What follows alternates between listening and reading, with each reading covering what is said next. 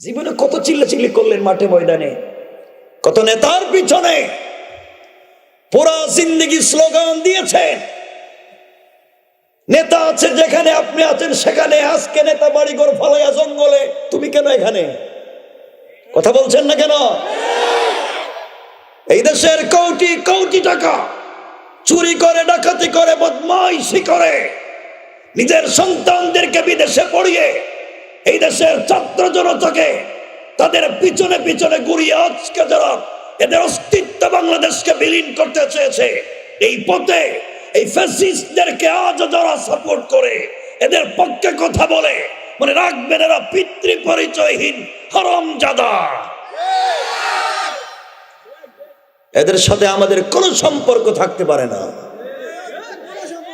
মনে রাখবেন, এই সমস্ত নোংরামি যারা করে, সমাজকে যারা বিকারগ্রস্ত করে দেয়, যুবকদের হাতে কাগজ আর কলম, শিক্ষার ভয় না ধরিয়ে এই বৃহত্তর শরীয়তপুরের মনে রাখা আছে প্রত্যেকটা ঘরে গাঁজা, ফেন্সিডিল, ইয়াবা ঢুকে পড়েছে।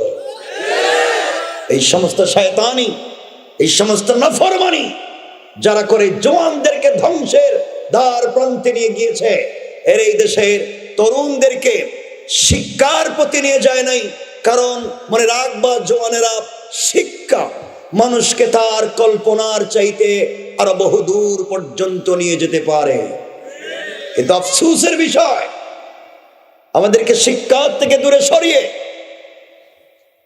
শুধু চাঁদাবাজি, শয়তানি, ডাকাতি, চুরি, ছিনতাই, এগুলোই সমাজকে ভরপুর করে দিয়েছিল। জুলাই আগস্টের বিপ্লবের পরে ওই আগের মতোই চুরিও আছে, ডাকাতিও আছে, ছিনতাই আছে, শুধু মানুষটা পাল্টাইছে।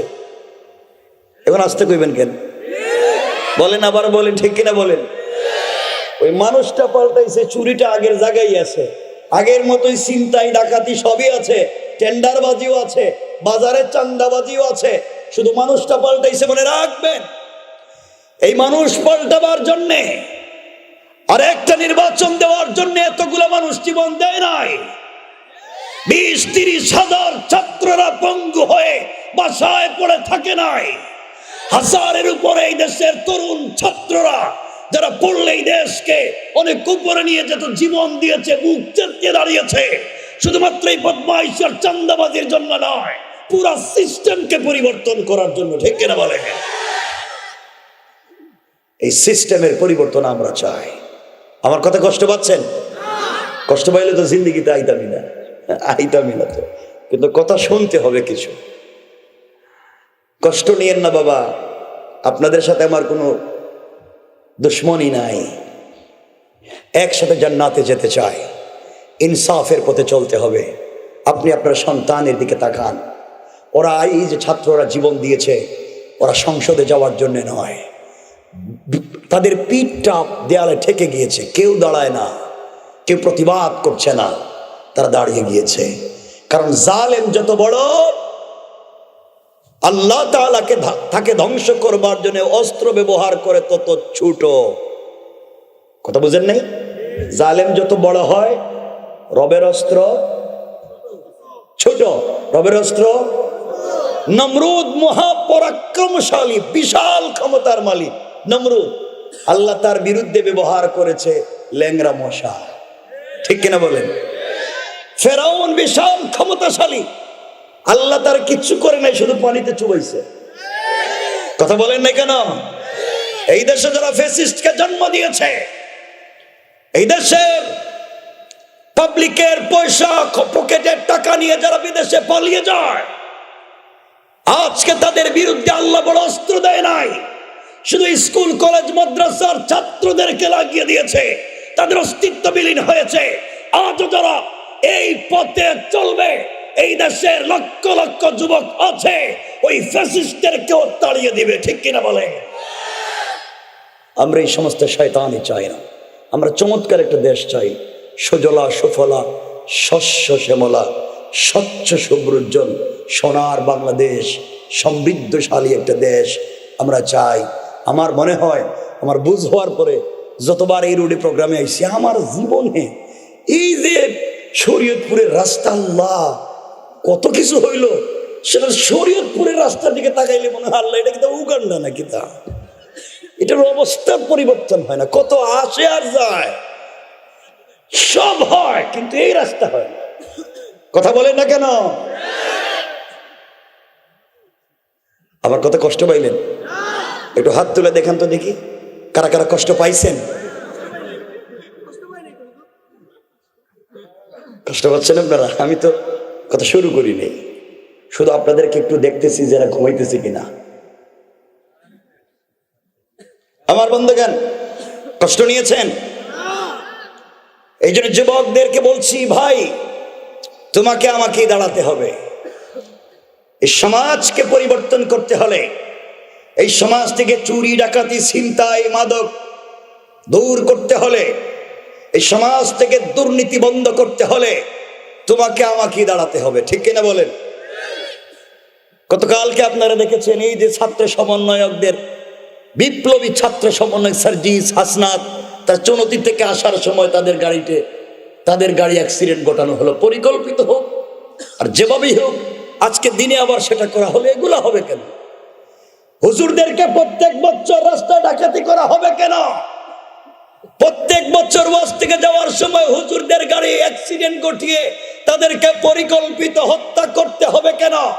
এই সমস্ত বাদ দিয়ে একটা শান্তির দেশ চাই, যেই দেশে একজন নারী সারা রাত ঘুরে বেড়াবে, কেউ চুপ তুলে থাকাবে না, যেই দেশের ছাত্র যুবকেরা সারা দিন স্বাধীনভাবে ঘুরে বেড়াবে, কেউ তাদের কাছে চান্দা চাইবে না, যেই দেশের ব্যবসায়ীরা রাত দিন স্বাধীনভাবে ইনসাফের মতো ব্যবসা করবে, কেউ তাদের কাছে চাঁদা চাইবে না, এমন একটা রাষ্ট্র আমরা চাই। এই সমাজকে বিনির্মাণ করতে হলে আমাদেরকে কোরআন সুন্নাহর দিকে যেতে হবে। খুব সংক্ষেপ আজকের প্রোগ্রাম যারা চমৎকার আয়োজন করেছেন, আমি সংক্ষেপই আলোচনার দিকে চলে গেলাম। এই জন্য বন্ধুগণ, আপনাদের কাছে কয়েকটা প্রশ্ন করব, আমি একটু খুব সংক্ষেপ কথা বলবো, বেশি বলবো না। আপনারা যদি আমাকে সাপোর্ট দেন, সহযোগিতা করেন, তাহলে আমরা আলোচনাকে সংক্ষেপ করে শেষ করব। আমাকে সহযোগিতা করবেন তো ইনশাআল্লাহ? আপনাদের কাছে আমার প্রথম জিজ্ঞাসা, আপনারা যারা এখানে এসেছেন, আপনারা সকলে মানুষ? আবার বলেন মানুষ? কেমনে বুঝলেন? আপনি যে অন্য কোনো প্রজাতির প্রাণী নয়, আপনি মানুষই হুবহু, এটা বুঝলেন কেমনে? বলা লাগবে তো আজকে তো আছেন, পুরো লাইফটাকেই বলছি, আপনি আমি মানুষ কেমনে বলেন? বলেন,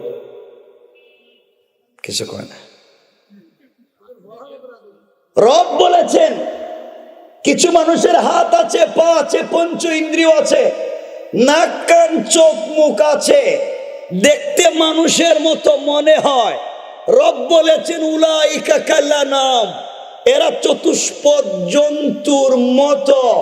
এরপরে বলেছেন বালহুম আদল, বরং কুকুরের চাইতে আরো খারাপ, যাদেরকে দেখতে মানুষের মতো মনে হয় কিন্তু চরিত্র কুকুরের মতো, যাদেরকে দেখতে মানুষের মতো মনে হয় তাদের চরিত্র হিংস্র জানোয়ার বাঘের মতো। তারা দেখতে যতই মানুষ হোক, রব বলেছেন এরা কুকুরের চাইতে আরো খারাপ যদি তাদের চরিত্র ভালো না হয়। কথা বুঝছেন?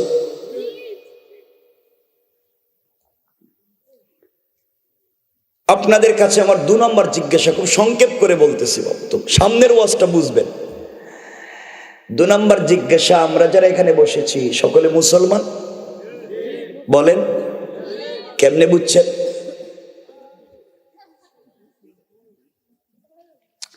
এরা কথা কয় না কেন?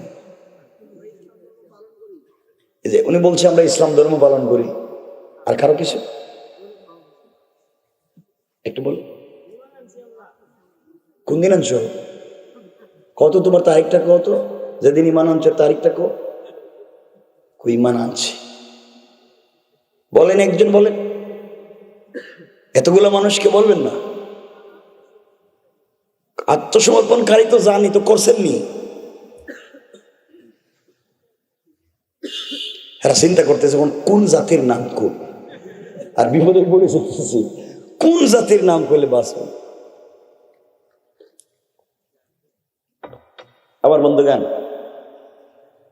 আপনারা মনে করতে পারেন আপনারা কালিমা পড়েছেন, আপনারা নামাজ পড়েন এই জন্য মুসলিম, আপনারা মনে করতে পারেন। আমার কথা বুঝতেছেন কিনা আমি জানি না। আপনাদের কমন সেন্সের শুধু জেনারেল নলেজের দরকার নেই, কমন সেন্স, আল্লাহ প্রদত্ত জ্ঞান, যেটা এডুকেশনের কোনো দরকার নাই, আল্লাহ যেটা দিয়েছেন সেটা দিয়ে একটু চিন্তা করেন তো। আপনারা বলেছেন আমরা মুসলিম, এই সেই হাবিজাবি। আমি আপনাদের কাছে জানতে চাই, শুধুমাত্র কালিমা জানলে বুঝলে পড়লেই মুসলমান হওয়া যায় না। মনে রাখবেন, এই পৃথিবীতে যারা কলেজে পড়েন, ইউনিভার্সিটিতে পড়েন, ইসলামিক স্টাডিজ একটা বিভাগ আছে না? বলে না? ইসলামিক স্টাডিজে অনেক মুসলিম ছেলে মেয়েদের পাশাপাশি অনেক হিন্দু ভাই বোন পড়ে না? পড়ে না? যারা স্টাডিজে পড়লো, ইসলামিক স্টাডিজে, তারা কোরআন থিসিস করে, কোরআন অ্যানালাইজ করে, কোরআন গবেষণা করে, MA করে, MPhil করে, PhD ডিগ্রি নেয়, ডক্টর হয়। আমি বলতে চাই, যারা কোরআন সুন্নাহ গবেষণা করে PhD ডিগ্রি নিয়ে ডক্টর হয়, তারা কোরআন হাদিস কম জানে না বেশি জানে? একটু বলেন বাবা। তারা কম পড়ছে না বেশি পড়ছে? কম বুঝছে না বেশি বুঝছে? তাহলে যেই হিন্দু বৌদ্ধ খ্রিস্টান ভাই বোন ইসলামিক স্টাডিজে পড়ে, কোরআন হাদিস গবেষণা করে, PhD ডিগ্রি নিছে, তারা মুসলিম? তারা মুসলিম? তারা কালিমা জানতো না? বলে না? জানতো না? তারা কোরআন হাদিস পড়ে নাই? তারা গবেষণা করে নাই? এরপরে মুসলমান নয় কেন? তাদের জানবার, বুঝবার, পড়বার, গবেষণার সাথে নাই আল্লাহর তাওহীদ আর নাই রাসূলের রিসালাত। বুঝা গেল আল্লাহর তাওহীদ এবং রাসূলের রিসালাত বিবর্জিত কোরআন শিক্ষার গবেষণাও কাউকে মুসলমান বানাতে পারে। বুঝছেন তো এতটুকু? আপনারা কেউ বলেছেন আমরা নামাজ পড়ি, এই যেখানে কে বললো আমরা নামাজ পড়ি, আমরা আত্মসমর্পণ করি যে মুসলিম। আমি আল্লাহ পাকের জাত ও সিফাতের নামে শপথ করে বলছি, শুধু সালাত পড়লেই মুমিন পরিচয় দিয়ে জান্নাতে যাওয়া যাবে না। রব কোরআনে বলেছেন, ইন্নাস সালাতা তানহা আনিল ফাহশাই ওয়াল মুনকার। সালাত তো তার সালাত পালনকারী ব্যক্তি নামাজিকে অশ্লীলতা থেকে বাঁচাবার কথা ছিল, অশ্লীলতা থেকে বাঁচাবে। এখন নামাজও পড়ে শয়তানিও করে। কথা বলেন, এগুলো এলাকায় নাই? শরীয়তপুরে আল্লাহ বলেছেন কোরআনে, ফাওয়াইলুল লিল মুসাল্লিন, অনেক নামাজিকে তার নামাজি জাহান্নামে নিয়ে যাবে। আমার রাসূল পাকের পিছনে অনেকেই সালাত পড়েছে, মাঝে মাঝে ইকামত দিয়েছে, রাসূলের দস্তারখানে খাবার খেয়েছে, রাসূলের মতো দাড়িও রেখেছে, রাসূলের মতো জুব্বাও পরেছে, রাসূলের মতো পাগড়িও পরেছে, রাসূলের বুকের সঙ্গে বুক লাগাইছে, মাঝে মাঝে ইকামত দিছে, রাসূলের দস্তারখানে খাবার খেয়েছে। ওই বেচারা ইন্তেকাল করবার পরে রাসূল নিজের জুব্বা মুবারক খুলে তাকে কাফন দিয়েছেন, রাসূল নিজে তার জানাজায় শরীক হয়ে ইমামতি করতে চেয়েছেন। আল্লাহ বলেছেন, পয়গম্বরে আরবি আপনার মুসল্লি, আপনার দস্তারখানের সাথী, আপনার জুব্বা নিয়া কবরে ইয়া রাসূলুল্লাহ একটা নয় 100 জুব্বা দিয়ে তার কাফন দিতে পারেন, একবার নয় 1,00,000 বার আপনি তার জানাজার ইমামতি করতে পারেন, কিন্তু আমি রব তাকে জান্নাত দিব না। কি বুঝলেন? রাসূলের মুসল্লি। আপনি কোন ইমামের মুসল্লি? রাসূলের মুসল্লি, রাসূলের দস্তারখানের সাথী, রাসূলের সঙ্গে বুকটা লাগাইছে, রাসূলের পিছনে সালাত পড়েছে, রাসূলের পবিত্র জুব্বা নিয়া কবরে, রাসূল নিজে তার জানাজায় হাজির। আল্লাহ বলতেছেন লোকটা জান্নাতি না জাহান্নামী? আপনার কথা বলতেছেন লোক। দেখেন, আমি এমন কোন আলোচক না বাবা, আল্লাহর ওয়াস্তে বলতেছি যে আমি বইলেই যাবো, আপনারা কিছু বুঝলে কি বুঝলেন না আমি জানি না, আপনারা না বুঝলে আবার বলবো, ওই কথার উত্তর না দিলে আবার বলবো, যতক্ষণ না উত্তর পাইছে ততক্ষণ আবার বলবো। কারণ আমি এখানে এত কোটি মানুষ থাকতে আল্লাহ আমাকে এখানে বসাইছে। কিয়ামতের দিন যদি বলে, কিরে গোলাম তোরে বসাইছিলাম না চেয়ারে, তুই যে কোরআনের কথা বলছিলি আমার গোলাম বুঝলো কিনা একবার জিজ্ঞাসা করলেন? তুই তো তোর টাইমটা শেষ করে আসলে, জবাব দে, সময় নষ্ট করলে কেন? তো আমি বিপদে পড়তে চাই না, আমি এই কাজের লোক না। কথা না বুঝলে আবার বলবো, না বুঝলে যতক্ষণ না পাবলিক থেকে ফিডব্যাক পাইছি ততক্ষণ এক কথা আবার বলবো। মানে রাখবেন, এই যে লোকটা রাসূলের মুসল্লি হওয়ার পরেও আল্লাহ বলতেছেন জাহান্নামী। অপরাধ তার মুখে যা বলতো, বাহিরের বেশভূষায় যা আছে, ভিতরে তার বিশ্বাস ছিল না। আর ভিতরে যেই জিনিসের বিশ্বাস ছিল, বাহিরে তার প্রকাশ ছিল না। অর্থাৎ ভিতর আর বাহির মিল ছিল না। তার নাম মুনাফিক। আব্দুল্লাহ ইবনে উবাই ইবনে সেলুল রাসূলের মুসল্লি হইয়াও কই গেছে? সবাই বলা লাগবে কোথায়? অপরাধ ভিতর আর বাহির, আবার বলেন ভিতর আর বাহির মিল না। এই যে আপনারা দেখতে তো অলিয়া উলিয়ার মতো মনে হইতেছে, কি সুন্দর দাড়ি, জুব্বা, পাঞ্জাবি, কি আল্লাহর ওলির মতো মনে হইতেছে।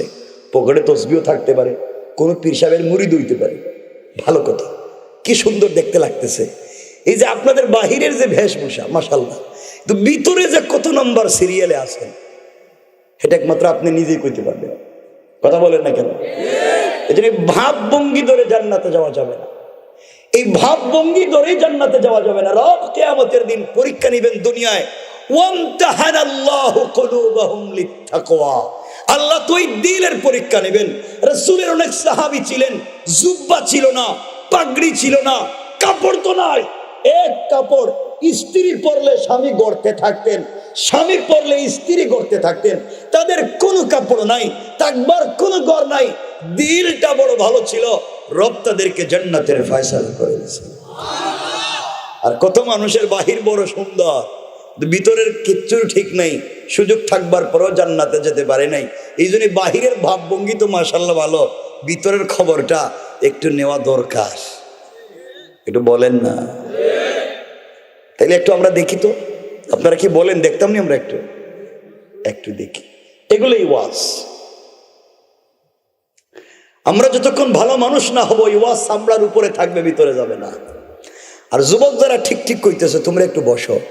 তোমরা যে খারাপের খারাপ, তোমরা যে জনমের খারাপ হয়েছে, কিছু কইম ইনশাল্লাহ। এই জন্য একটু আমরা একটু বসি, দেখি আল্লাহ কি করেন। আমার বন্ধুগান, আপনারাই আমাকে বলছেন যার ভিতর বাহির মিল নাই তার নাম, সবাই বললে খুশি হব, মুনাফিক। আপনারাই কইছেন। আপনারা বলেন তো, আমরা নামাজ পড়ি না মসজিদে? নামাজে গিয়া মসজিদে হুকুম মানি কার? সবাই বলেন কার? আর তরিকা মানি কার? রাসূলের। তরিকা মানি কার? আমরা নামাজে গিয়া সূরা ফাতিহা পড়ি কার হুকুমে, কার তরিকায়? আমরা রুকু আগে দেই না সেজদা আগে দেই? হুকুম কার? তরিকা কার? আমরা আগে ডান দিকে সালাম ফিরাই না বাম দিকে? হুকুম কার? তরিকা কার? আচ্ছা, কোন তো আমরা হাত কি এখানে বান্ধি না ওখানে? এই হুকুমটা কার? তরিকাটা কার? রাসূলের। তো অর্থ দাঁড়ালো, আমরা মসজিদে গিয়া যা করছি, মসজিদে ঢুকে আমরা যা করছি, সকল কাজে কর্মে হুকুম মানছি আল্লাহ, সকল কাজে কর্মে তরিকা মানছি রাসূলের। আল্লাহরে বলছি, আল্লাহ তুমি রব্বুল আলামিন, তুমি আসমান জমিনের রব, তুমি রহমান রহিম, তুমি মালিক ইয়াউমিদ্দিন। আল্লাহ আমরা সত্য কইলাম, এই নামাজের দাঁড়াইয়া কইলাম, ইয়াকা না'বুদু, একমাত্রই তোমার ইবাদত করছি এবং করব। ওই ইয়াকা নাস্তাইন, সাহায্য এখনো চাচ্ছি, ভবিষ্যতেও চাইব, সব সময় একমাত্র তোমার কাছে। আল্লাহ এত কিছু বলার অর্থ, ইহদিনাস সিরাতাল মুস্তাকিম, হারামের পথে চালাইও না, সুদ ঘুষের পথে চালাইও না, শয়তানি বদমাইশির পথে চালাইও না, এক পথ, নেতার পিছনে চালাইও না, লিডারের রাস্তায় চালাইও না, এক পথ। আল্লাহ আমার গোষ্ঠীর মুরব্বীর পথে চালাইও না, সিরাতে মুস্তাকিম, ওই পথ, সিরাতাল্লাযিনা আনআমতা আলাইহিম, যে পথে চলে মানুষ নিয়ামত পাইছে, পুরস্কার পাইছে, ওই পথে চালাও। আল্লাহ বলেন ঠিক আছে, সব নামাজে ঠিক মতো করছে, কোনো কথাই বাকি রাখে নাই, সকল কাজে কর্মে আল্লাহর হুকুম, সকল কাজে কর্মে রাসূলের তরিকা, ঠিকঠাক মতো নামাজ পড়া, সালাম ফিরাইয়া। এই বেচারাই মসজিদ থেকে বাইরেইয়া নিজের মেয়ের গায়ে হলুদ করে। কথা কন না কেন? এত আসতে বলবেন না, জোরে বলেন। এই বেচারাই মসজিদ থেকে আল্লাহর কাছে সব সুন্দর করে কইয়া বাজারে গিয়ে ওজনে কম দেয়। কথা বলেন না কেন? এই মুরব্বী মসজিদে আল্লাহর কাছে সবকিছু সুন্দর করে বইলা গ্রামের পঞ্চায়েতের বিচার করতে গিয়া এক কাপ রং চা খাইয়া এদিকের বিচার এদিকে দিয়ে দেয়। ঠিক কিনা বলেন? তখন আমি আপনাদের কাছে জানতে চাই, মসজিদের কাজে বাহিরের কাজে মিল আছে? আসতে বললে কিন্তু বলবো আপনি এই কাম না। বলেন মিল আছে? যার ভিতর আর বাহির মিল নাই, ভিতরের কাজে বাহিরের কাজে মিল নাই, মসজিদের ভিতরের কাজে আর বাহিরের কাজে মিল নাই, তার নাম বলেন, তার নাম। এখন আপনারা কি এখন আর কয় না, নিজের কথা কয় না। চিন্তা হাসার জিনিস নয়, চিন্তা করেন। আমি আগেই বলছি আলোচনা করব আপনার কমন সেন্স, আল্লাহ প্রদত্ত যে বেরিয়ে চিন্তা করেন। কিরে মসজিদে গিয়ে তো সব আল্লাহর কাছে সত্য সত্য কইলাম, তাহলে যেই হুকুম কোরআনের মসজিদে আছে এটা ব্যবসায় নাই, এটা বিয়া শাদিতে নাই, রসুলের তরিকা চলাফেরায় নাই, রসুলের তরিকা লেনদেনে নাই, রসুলের তরিকা ওজনে কম দেওয়া বেশ দেওয়াতে নাই। তাইলে মসজিদে গিয়ে হুকুম সব ঠিক মতো মানলেন, তরিকা ঠিক মতো মানলেন, বাহিরে এসে মানলেন না, তো ওই মুসল্লির মসজিদের কাজে বাহিরের কাজে মিল আছে? মিল আছে? তার নাম কি? এখন আপনারাই জানেন আপনারা কি।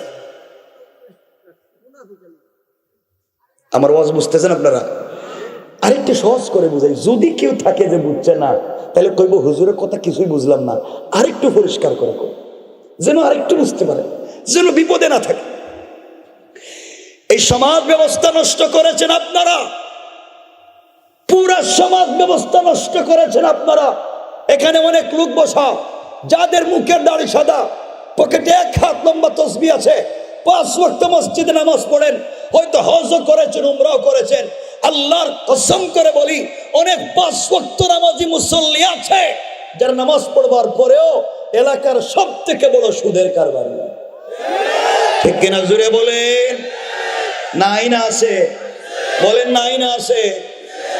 আল্লাহ বলেছেন যে সুদের কারবার করে সে তার মায়ের সাথে জেনার মতো অপরাধ করে, যে সুদের কারবার করে সে আল্লাহ এবং তার রসুলের বিরুদ্ধে যুদ্ধের মতো অপরাধ করে, যে আল্লাহ এবং রসুলের বিরুদ্ধে যুদ্ধের মতো অপরাধ করে, যে তার মায়ের সাথে জেনার মতো অপরাধ করে যায়, সে তুই সমাজে মানুষ দাবি করে চলবার কোনো কথা নয়।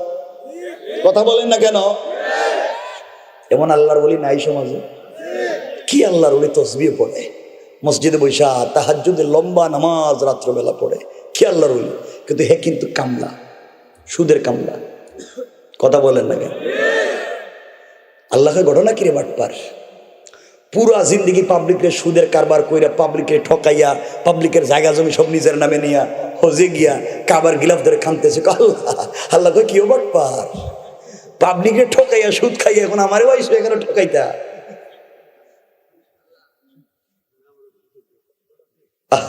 আমি জানি আমার কথা আপনারা কষ্ট পাইতেছেন, যে হুজুর তো একটু আমরা মনে করছিলাম মনে একটু আর কিছু কইব, কোন দিকে উল্টো পাল্টা কথা কয়। আমি জিন্দিগিতে আইতাম না, কোনো নিয়ত নাই, কিন্তু আজকের ওয়াজটা শুনেন বাবা, হয়তো আমারও দায়িত্ব আদায় হলো, আপনার হক আদায় হলো। সমাজ আপনি আমি নষ্ট করেছি, সব খারাপ না। এলাকায় যারা এলাকার মুরল, পঞ্চায়েতের বড় মুরব্বী, এলাকার সর্দার, এলাকার মাতবর, অনেক এলাকায় মাতবর আছে যার হাতে 500 টাকা ধরাইয়া দিলে পুরো বিচার শুদ্ধা খায়া ফেলে।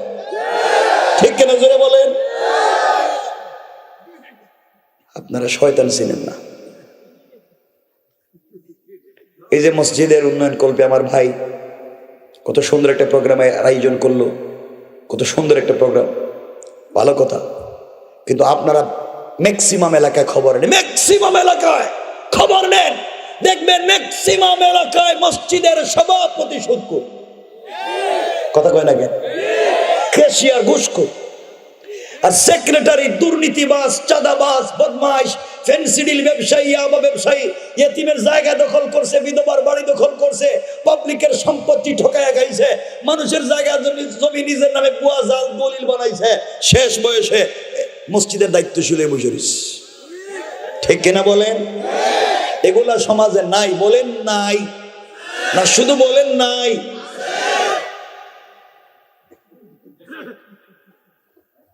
এখন বুঝতেছেন নি সমাজ ভালো না খারাপ? খারাপ। আপনারা আমার কষ্ট কি জানেননি? আপনারা শয়তান চিনলেন না, আপনারা শয়তান ছিলেন না। শয়তান মারার জন্য আপনারা মক্কায় যান, 8 লাখ 10 লাখ খরচ করে, যে হজের নিবন্ধন সময় বাড়াইয়া দিছে, আর একটু সময় পাইবেন। 8 লাখ 10 লাখ খরচ করে হজে যায়। হজে গিয়া জামারাতে শয়তানরে কঙ্কর মারে, শয়তানরে পাথর মারে। মারতে হয়নি, যারা হজে গেছেন তো মারা লাগে না? যেই শয়তানরে মক্কায় পাথর মারতে গেছে, শয়তান চিনলেন না। কত হজের আগের হজে দেখলাম না, হাজী সাহেব হজে গিয়া জামারাতে শয়তানরে পাথর মারতেছে। মারতে মারতে বুধ হয়ে রাগ উঠে গেছে গা, জুতা খুললে মারতেছে। শয়তান পুরো এলাকায় মাইল লাগিয়ে রাখছিস, 10 লাখ খরচ করে আইছি, তোর জুতা দিয়ে না। আমি আপনাদের কাছে সবিনয় জানতে চাই, যেই শয়তানরে 10 লাখ খরচ করে মক্কায় জুতা দিয়ে মারতে গেছেন, এই শয়তান জিন্দিগিতে জাজিরা এলাকায় শরীয়তপুরে কোনোদিন সুদের কারবার করছে? এলাকায় কোনোদিন দেখছিলেন? এর কথা কোন আইছিল? কোনোদিন এলাকায় কোনোদিন চান্দাবাজি করছে? কথা বলেন না কেন? এলাকায় ফেন্সি ডিলি আবার কারবার করছে? কারো জায়গা জমি নিজের নামে দখল করছে? কারো মেয়ের নিয়ে পার্কে গেছে? কিচ্ছু করে নাই। শয়তান এইগুলো এখান থেকে সেখানে কিচ্ছু করে নাই। এখন আপনারা বলেন, যেই শয়তান সুদের কারবার করে, এটা মক্কায় না এলাকায়? আসতে কইলে কিন্তু খবর আছে। যেই শয়তান সুদের কারবার করে, মক্কায় না এলাকায়? যেই বেচারা পাবলিকের জায়গা জমি দখল করে, মক্কায় না এলাকায়? যেই বেচারা এলাকা চান্দাবাজি করে, মক্কায় না এলাকায়? যে আরেকজনের মেয়েরে নিয়ে পার্কে যায়, মক্কায় না এলাকায়? যে এক কাপ রং চা খাইয়া বিচার করে, মক্কায় না এলাকায়? তাহলে শয়তান ধরা পড়ছে মক্কায় না এলাকায়? আবার বলেন, জুতা মারবেন মক্কায় না এলাকায়? তাহলে ওখানে কেন? কথা কন। সুতরাং কেউ যদি শয়তানি করে, অন্যায় করে, দুঃখাবাজি করে, পাবলিকের হক মেরে খায়, জুতা যদি মারতেই হয় মক্কায় নয়, এলাকার বদমাইশ আর চোরদেরকে আগে মারা দরকার। ঠিক কিনা বলে? খারাপ মানুষ এলাকায়, জুতা মারে গিয়ে মক্কায়। খুব খারাপ পাইলেন, খুব খারাপ পাইলেন। আল্লাহ জানে এদের ভিতরে কি করতেছে, আল্লাহ ছাড়া কেউ জানে না। আমার বন্ধুগণ, এই যে কথাগুলো বলতেছি, বাবা সমাজ কত নোংরা। আপনারা বলেন, সমাজ কি এভাবে থাকতো? এটা ভালো হওয়া দরকার। এই যে আপনারা এখানে বসে রয়েছেন, অনেক মুরব্বী এখানে আছেন, রাগ করেন না। সম্পত্তি বন্টন করতে গিয়া ঠিক মতো নিজের ছেলেদেরকে ভাগ ভাগ ভাগ ভাগ করে সম্পত্তি দিছে, কিন্তু নিজের মেয়েরে দেয় নাই। আসেনি এখানে? আমি জানতে চাই, ওই যে আপনি নিজের মেয়েরে দিলেন না, ছেলেরে দিলেন, মেয়েরে কয় মা তোর জন্য বাপের বুক ভরা দোয়া আছে। আল্লাহ কো বাটপার, খোঁজ কি তুই মেয়ের হক মারছস, তোর দোয়া কবুল করতে না? কথা বলেন না কেন? কোন বান্দার হক মাইরে খাইলে রব তো আগেই বলে দিছে, তিলকা হুদুদুল্লাহ, আমার নির্ধারিত সীমারেখা হইল তুমি পাবলিকের হক মারবা, আমি মাফ করব না। তুমি আমার হক যদি মাইরে খাও দেখতে পারি আমি, কিন্তু পাবলিকের হক মারলে আমি জানি না। তুমি নিজের মেয়ের হক মাইরা কয়ে তোর জন্য দোয়া আছে, কাবার গিলা ভেদে রেখো, আল্লাহ আমার মেয়ের দিকে একটু তাকাইও। আল্লাহ কই তুইও তো থাকাস না। কথা বলেন না কেন? বাবা জান্নাতে তো সহজ নয়, এত সোজাসুজি না যে কইলাম আর গেলাম। হকগুলো আগে দেন। এরপরে অনেক আছেন এখানে বিয়ে শাদী করছেন, কিন্তু বউর মোহরের পয়সা এখনো বউরে দেন নাই। আছে না? এই ওয়াজ করতাম না, মহিলা প্যান্ডেল আসেন না, তাহলে বাচ্চা গেছেন গা, তাহলে তো লাইফ শেষ হয়ে যেত আজকে। আপনার মহিলাদের মোহরের টাকা দেন না কেন? হ্যাঁ বাবা, বিয়ে একটা যে করছিলেন বউরে, এর মোহর দেওয়া তো ফরজ, নামাজ রোজার মতো ফরজ। এই মোহরের উপরে ভিত্তি করে কিন্তু আপনার বিয়েটা চুক্তি হয়েছে। বিবাহ একটা চুক্তির নাম। আল বাইউ ইয়ানআকিদু, বাইআ এবং আর নিকাহ ইয়ানাকিদু বিল ইজাব ওয়াল কবুল, বিবাহ সংগঠিতই হয় একটা চুক্তির দুইটা শব্দে। আপনি যে চুক্তি করলেন, বউর পয়সা দিলেন না, হ্যাঁ? পয়সা নাইতে বিয়ে করছিল কেন? রোজা রাখলে না? তো শুনছি অনেক জায়গায় অনেক স্ত্রী আছে যারা এই স্বামীদেরকে মাফ করে দেয়, মোহরের পয়সা মাফ করে দেয়। অনেক আছে না? এখানে আসনি মাফ করে দিছে বউ? কেউ নাই এখানে যে মাফ করে দিছে বউ? থাকলে বরকতি হাতটা দেখাও না যে আমার বউ আমার মাফ করে দিছে। এই 2-3 জন আর একটু উঠান না, দেখি না কয়েকটা। মাশাআল্লাহ মাশাআল্লাহ, খুশি আমিও যে আপনাদের কলেজার টুকরা বউ আপনাদেরকে মাফ করে দিছে। কিন্তু আমার দুঃখ ওই জায়গায়, বাবা আজকে রাত্রে যদি এর তালাক দেন, তা কালকে সকালে লাভে আসলে আপনার কাছে দাবি করবে। কথা বলেন না কেন? আজকে রাত্রে তালাক দিয়ে দেখেন সকালেই মোহর দেওয়া লাগবে। লাগবে কি লাগবে না? তাহলে কই মাফ হইছে? মাফ তো হয় নাই। মাফ হইলে সকালে চায় কেন?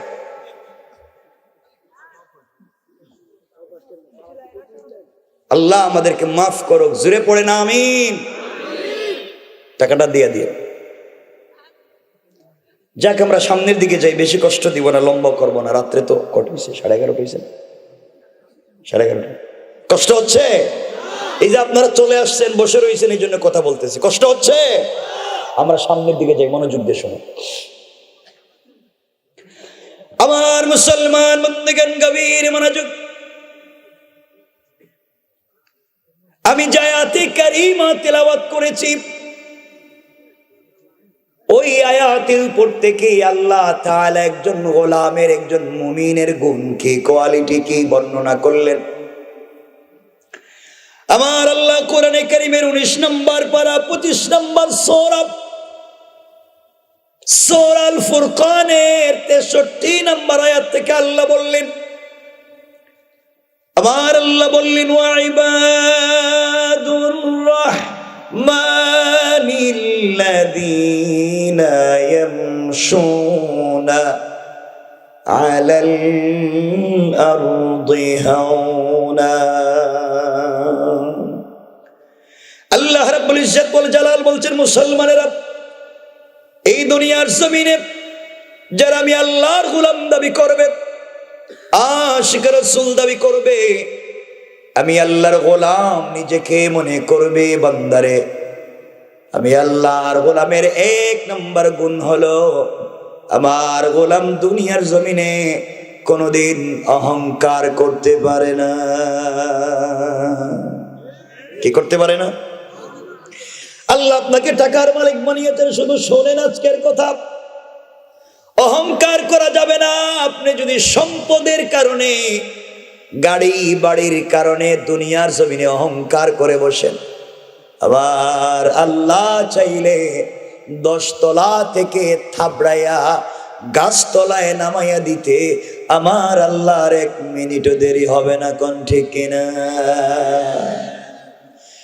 আর আপনি যদি অহংকার ছেড়ে দিতে পারেন, আমার আল্লাহ চাইলে 22 তলা থেকে গাছতলা থেকে কান ধরে 10 তলার মালিক বানাইয়া দিতে আমার আল্লাহর 1 মুহূর্ত দেরি হবে না। কোন ঠিক কিনা? এজন্য আল্লাহর গোলাম, আল্লাহর ওয়াস্তে অহংকার করা যাবে? একটু বলেন না, যাবে? আপনারা করেননি না? আপনারা তো ফেরেশতা পর্যায়ে পৌঁছে গেছেন, ওলিয়া উলিয়া, মাশাআল্লাহ। এরা অহংকার করে না। দেখবেন 50 বছর আগে এই এলাকায় অনেকের ঘর ছিল ঝুপড়ি ঘর, ভাঙ্গা ঘর, টিন লাগাবার পয়সা ছিল না। আজ তার ছেলে মেয়ের ঘরে কোটি কোটি টাকা, পয়সার গরমে এলাকার পাবলিক রে চিনেও না। কথা বলুন, নাই আছে না নাই? আর আজ থেকে 50 বছর আগে অনেকের ঘরে লাখ লাখ টাকা ছিল। আজ তার ছেলে মেয়েরা মানুষের বাড়িতে, মানুষের দোকানে আর জমিতে কাজ কাম করে খায়। আছে না নাই? কে করতে পারে? এত আসতে বললেন, কে করতে পারে? এই জন্য অহংকার করা যাবে? আসতে বলবেন না, জোরে বলেন, যাবে? 2 সংক্ষেপ করে বলতেছি, লম্বা করব। আল্লাহর গোলামের 2 নম্বর গুণ আল্লাহ বলছেন, ওয়াইদা খাতাবাহুমুল জাহিলুনা ক্বালু সালামা। আল্লাহ রাব্বুল ইজ্জত ওয়াল জালাল বলছেন, মুসলমানেরা, এই দুনিয়ার জমিনে যারা আমি আল্লাহর গোলাম দাবি করবে, আশিক রাসূল দাবি করবে, আমি আল্লাহর গোলাম নিজেকে মনে করবে, বান্দারে, আল্লাহর গোলামের 2 নাম্বার গুণ হলো আমার গোলামকে কেউ গালি দিলে গালির জবাব দিবে না, আঘাত করলে আঘাতের জবাব দিবে না, গীবত শিকায়াত সমালোচনা করলে জবাব দিবে না, বরং আমি আল্লাহর গোলামকে কেউ যদি গালি দেয়, আমার গোলাম গালির জবাবে গালি না দিয়া ওই ব্যক্তির জন্য শান্তি আর সালামতের দোয়া করে যায়। পড়েন সুবহানাল্লাহ। আল্লাহর গোলামের 2 নম্বর গুণ, গালি দেওয়া যাবে। আসতে বললেন যে, এই যে যুবক ছেলেরা দাঁড়ায় রয়েছে কেন? আসো, শুধু দাঁড়াইয়া থাকতেছ, বসে রয়েছেন, ভালো কথা, দাঁড়াবেন না।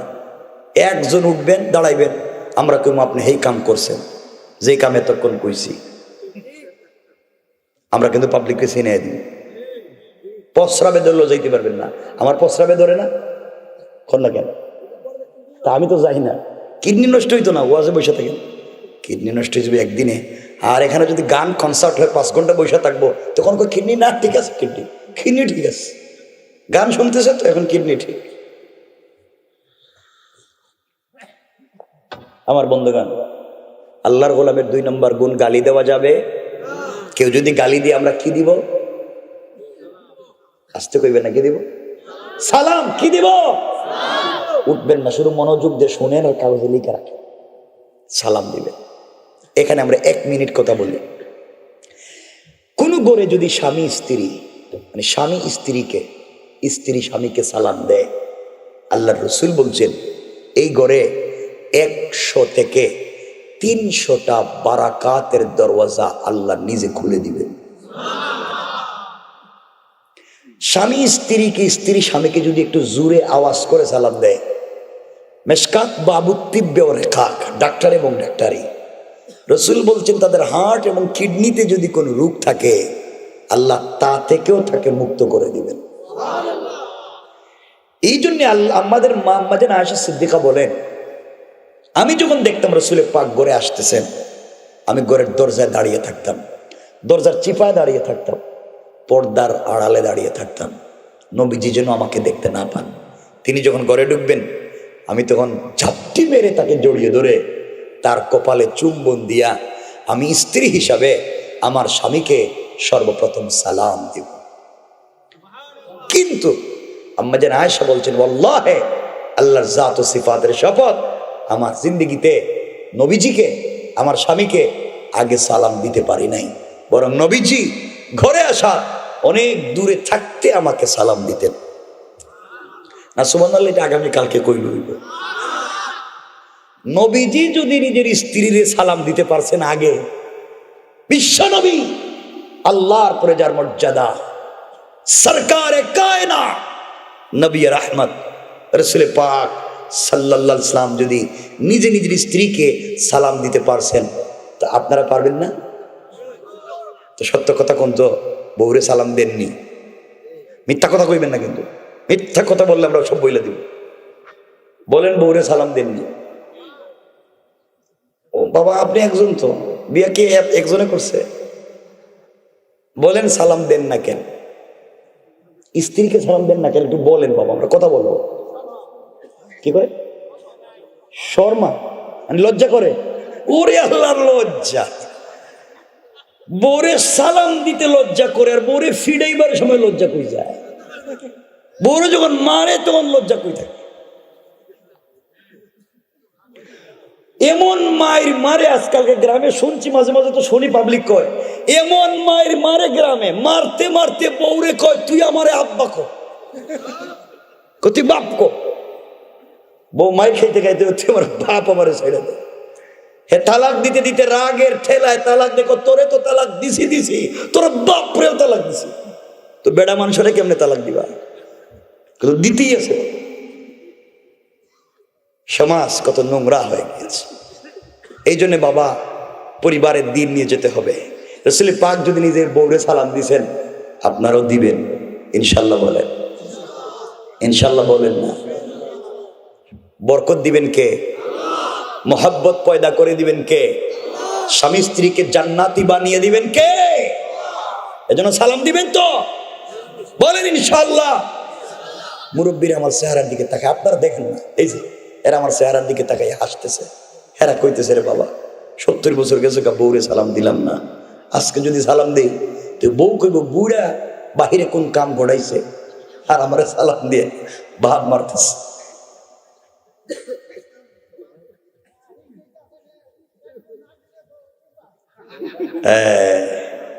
সালাম দেওয়া লাগবে। এই জন্য বাবা সালাম দিবেন কোন ইনশাল্লাহ? বলেন না সকলে ইনশাল্লাহ? এই যে বাচ্চারা ইনশাল্লাহ কইতেছে, তোমরা কি তা বিয়া করছো নি? তোমরা তো বিয়া করতে আর 10 বছর বাকি। হ্যাঁ এখনো ইনশাল্লাহ রেডি, কিন্তু আমি যারা কয়তে চাইতেছি হেরা কয় না। আমি যাদের জন্য এই ওয়াজটা শুরু করলাম এদের বলাইতে পারতেছি। আমার বন্ধুগণ, এই জন্যে আজকের থেকে সালাম দিবেন কোন ইনশাল্লাহ? আজকে ওয়াজ থেকে বাসায় গিয়া ঘরের দরজায় দাঁড়াইয়া বলবেন, স্ত্রী আসসালামু আলাইকুম ওয়া রাহমাতুল্লাহ। বউ কইব, মা আমার এই জামাইটারে কোন ভূতে ধরলো আজকে, জীবনে সালাম দেয় নাই, আজকে দেখি আপনি আমারে সালাম দিলেন। বলবেন, বউ আমার এখন কোনো ভূতে ধরে নেই, হুজুর ওয়াজ করছে আজকে এই যে লাউখোলা পুরাতন হাট কোহিনুর জামে মসজিদ হুজুর ওয়াজ করছে, আমি সুন্নত আদায় করছি, আর কিছু না।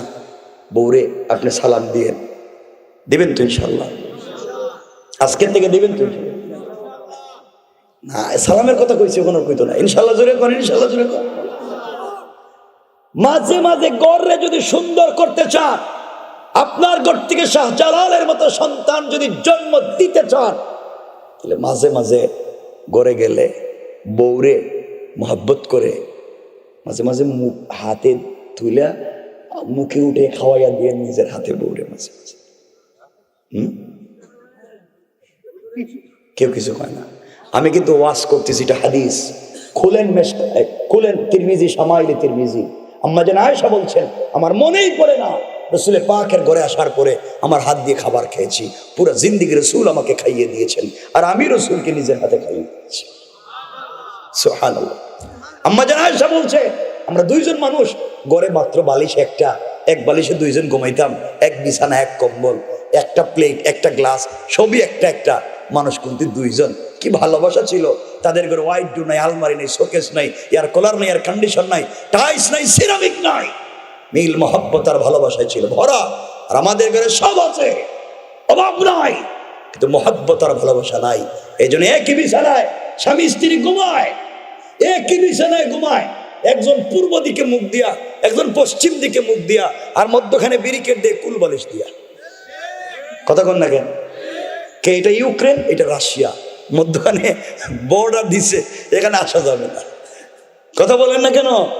তাহলে এই পরিবারে শান্তি তো আশা করা যায় না। কষ্ট পাচ্ছেন আমার কোথায়? আমার জিন্দিগিতে সংক্ষেপ আজকে করতেছি ভাই, আমার দেরিতে উঠানোর কারণে, নাইলে কিন্তু একবারে লম্বা করে ওয়াজ করে দিতাম। কষ্ট হইতেছে বোধহয় আপনাদের? সারা রাত আসেননি আপনারা? একটু হাত তুলে দেখান না কারা কারা যাইবেন গা। আমি তো যাইবেন গা কইছি।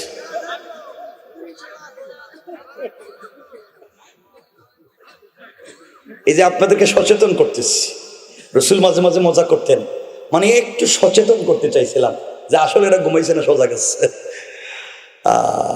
কষ্ট নিয়েন না, মাঝে মাঝে বউরে খাওয়াইয়েন।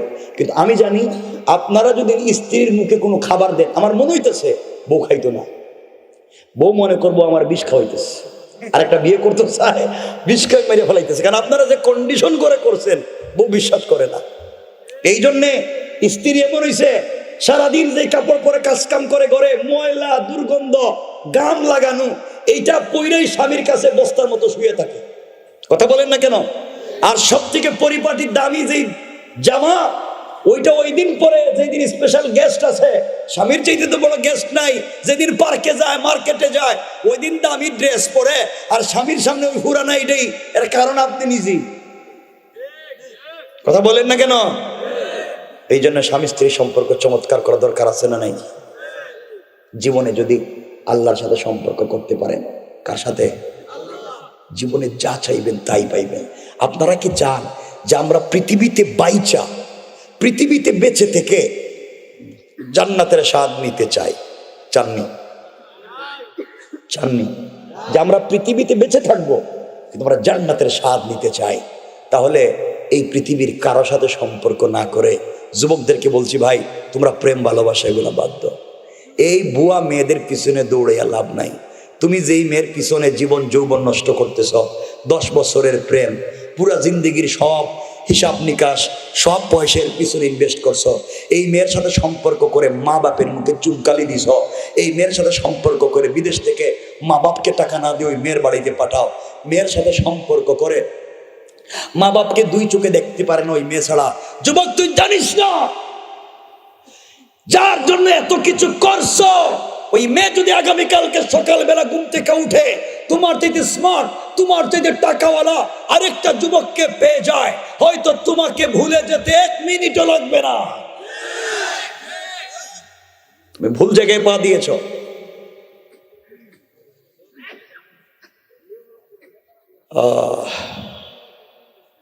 এই জন্য আল্লাহর ওয়াস্তে সম্পর্ক কার সাথে? এই আলোচনা গুছিয়ে নিতে আসতেছি। আল্লাহর সাথে যদি সম্পর্ক হয়ে যায়, আজকে আপনাদেরকে যেদিকে নিয়ে যেতে চাই, পৃথিবীতে থেকেও জান্নাতের স্বাদ পাবেন। পড়েন না সুবহান। এই কথা আপনারা শুধু বসেন, হয়তো আমার আপনার জিন্দেগির পুরা কামিয়াবি আর সফলতা চলে আসতে পারে। আমার মুসলমান বন্ধুগণ, গভীর মনোযোগ কথাগুলো এবার দিল দিয়ে শুনেন কি বলতে চাই। চলার পথে যদি আল্লাহর সঙ্গে সম্পর্ক করতে পারেন, ভালো যদি আল্লাহকে বাসতে পারেন, পৃথিবীতে যা চাইবেন তাই মৃত্যুর আগে পেয়ে যাবেন। রাসূলে পাকের কলিজার টুকরা মেয়ে হযরতে ফাতেমা রাদিয়াল্লাহু তাআলা আনহার কথার দিকে যাই। হযরতে ফাতেমা তখন পর্যন্ত ছোট, বিয়ে শাদী হয় নাই। চলার পথে এক ইহুদির মেয়ের সঙ্গে তার বন্ধুত্বের সম্পর্ক হয়ে গেল। একদিন 2 দিনের সম্পর্ক না, সম্পর্ক প্রায় 1 যুগের কাছাকাছি পৌঁছে গেল। মেয়েটার সঙ্গে হযরতে ফাতেমার সম্পর্ক অনেক দিনের। মেয়েটাও হযরত ফাতেমাকে আমানতদার মনে করে, চির বিশ্বস্ত মনে করে। পৃথিবীতে ফাতেমার মতো বড় ভালো মানুষ তার চোখে আর কেউ নাই। দুনিয়ার জমিনে ফাতেমার মতো ভদ্র মানুষ তার কাছে আর নাই। ওই ইহুদির মেয়েটা প্রতিদিন ফাতেমার কাছে আসে, বিকেল বেলা চলে যায়। ফাতেমার চরিত্র আদর্শ দেখে মেয়েটা অভিভূত হয়ে গিয়েছে। তখন পর্যন্ত কালিমা পড়ে মুসলমান হয় নাই। ওই মেয়েটা একদিন তার বাবার বাড়িতে গিয়েছে। ইহুদি ডাক দিয়া বলেছে, মেরে মনোযোগ দিয়ে শোনো, যুবকেরা কি বলতে চাই। ও আমার মেয়ে, তোমার বয়স কম হয় নাই মা, আমি তোমাকে বিয়ে দিতে চাই। ও মা, এই দেশের, এই জমানার, এই দেশের সব থেকে বড় পয়সাওয়ালা ইহুদির এক ছেলেকে তোমার জন্য পাত্র নির্বাচন করেছি। মারে, ছেলের যেমন পয়সা আছে, ছেলে দেখতেও তেমন সুন্দর, তোমাকে বিয়ে দিতে চাই, তুমি কি রাজি? মেয়ে ডাক দিয়া বলছে, আব্বাজান, আপনি আমার জন্য ছেলে ঠিক করেছেন বাবা, আপনি আমাকে বিয়ে দিতে চান বাবা, আপনার কথা আমি সহ্য করতে পারি নাই। আপনি আগামীকালকে সন্ধ্যা পর্যন্ত সময় দেন, সন্ধ্যার আগে আগে আপনার কাছে ফাইনাল ডিসিশন জানাইয়া দেব। মেয়েটা বাবার কাছ থেকে সময় নিয়া দুনিয়ার কোন মানুষের সঙ্গে পরামর্শ করে নাই, দৌড়াইয়া দৌড়াইয়া চলে গিয়েছে হযরতে ফাতেমার কাছে। ডাক দিয়ে বলেছে, বোন আমার, আমি তোমার কাছে এসেছি এই দুনিয়ার একটা ফাইনাল সিদ্ধান্ত নিতে চাই, জীবনের একটা ফাইনাল বিষয় জানতে চাই। ও ফাতেমা, আমার বাবা আমাকে বিয়ে দিতে চায়। এই দেশের এক বড় শিল্পপতির ছেলেকে পাত্র নির্বাচন করেছে। ছেলেটা যেমন পয়সাওয়ালা, দেখতেও তেমন সুন্দর। তুমি বলো না আমি কি ওই ছেলেকে বিয়ে করব? ফাতেমা ডাক দিয়ে বলছেন, বোন রে, আমি মুসলিম, তুমি ইহুদি। তোমার পার্সোনাল লাইফে আমি কোনো সিদ্ধান্ত দিতে পারি না। মেয়ে বলছে, ফাতেমা, আমার জানা মতে এতদিন পর্যন্ত তোমার কাছে যত মানুষ পরামর্শের জন্য এসেছে, কোনো মানুষকেই তুমি খারাপ পরামর্শ দেওয়া নাই, চমৎকার পরামর্শ দিয়েছ। আমি এই পৃথিবীতে তোমার চাইতে আমানতদার কাউকে মনে করতে পারি না। আমার বাবা বলেছে বিশ্বাস করতে পারি না। পৃথিবীর কোনো মানুষের সঙ্গে পরামর্শ করতে চাই না। আমি জানি তুমি মুসলিম, আমি ইহুদি, কিন্তু আমার চোখে তোমার মতো আমানতদার আর নাই। এই পৃথিবীতে তোমার মতো ভদ্র কোনো মেয়ে আমি পাই নাই, যে জীবনে কোনোদিন কার ক্ষতি করে নাই। তোমার কাছে এসেছি, বলো না আমাকে পরামর্শ দাও, আমি কি ওই ছেলেটাকে বিয়ে করব? ফাতেমা ডাক দিয়ে বলেছেন, বোন রে, বাবারা কোনো সময় মেয়েদের খারাপই চায় না। আমার মন বলছে তোমার বাবা যেহেতু তোমার জন্য ছেলে ঠিক করেছে, ওই বিয়েতে রাজি হয়ে যাও। তোমার জন্য হয়তো বড় কোনো কল্যাণ বাকি আছে। মেয়েটা ফাতেমাকে জড়াইয়া চোখের পানি ছেড়ে ডাক দিয়ে বলেছে, বোন রে, তুমি বলেছ এই জন্য আমি বিয়েতে রাজি হয়ে যেতে পারি। তুমি আমাকে বলেছো, আমার কোনো আপত্তি নাই।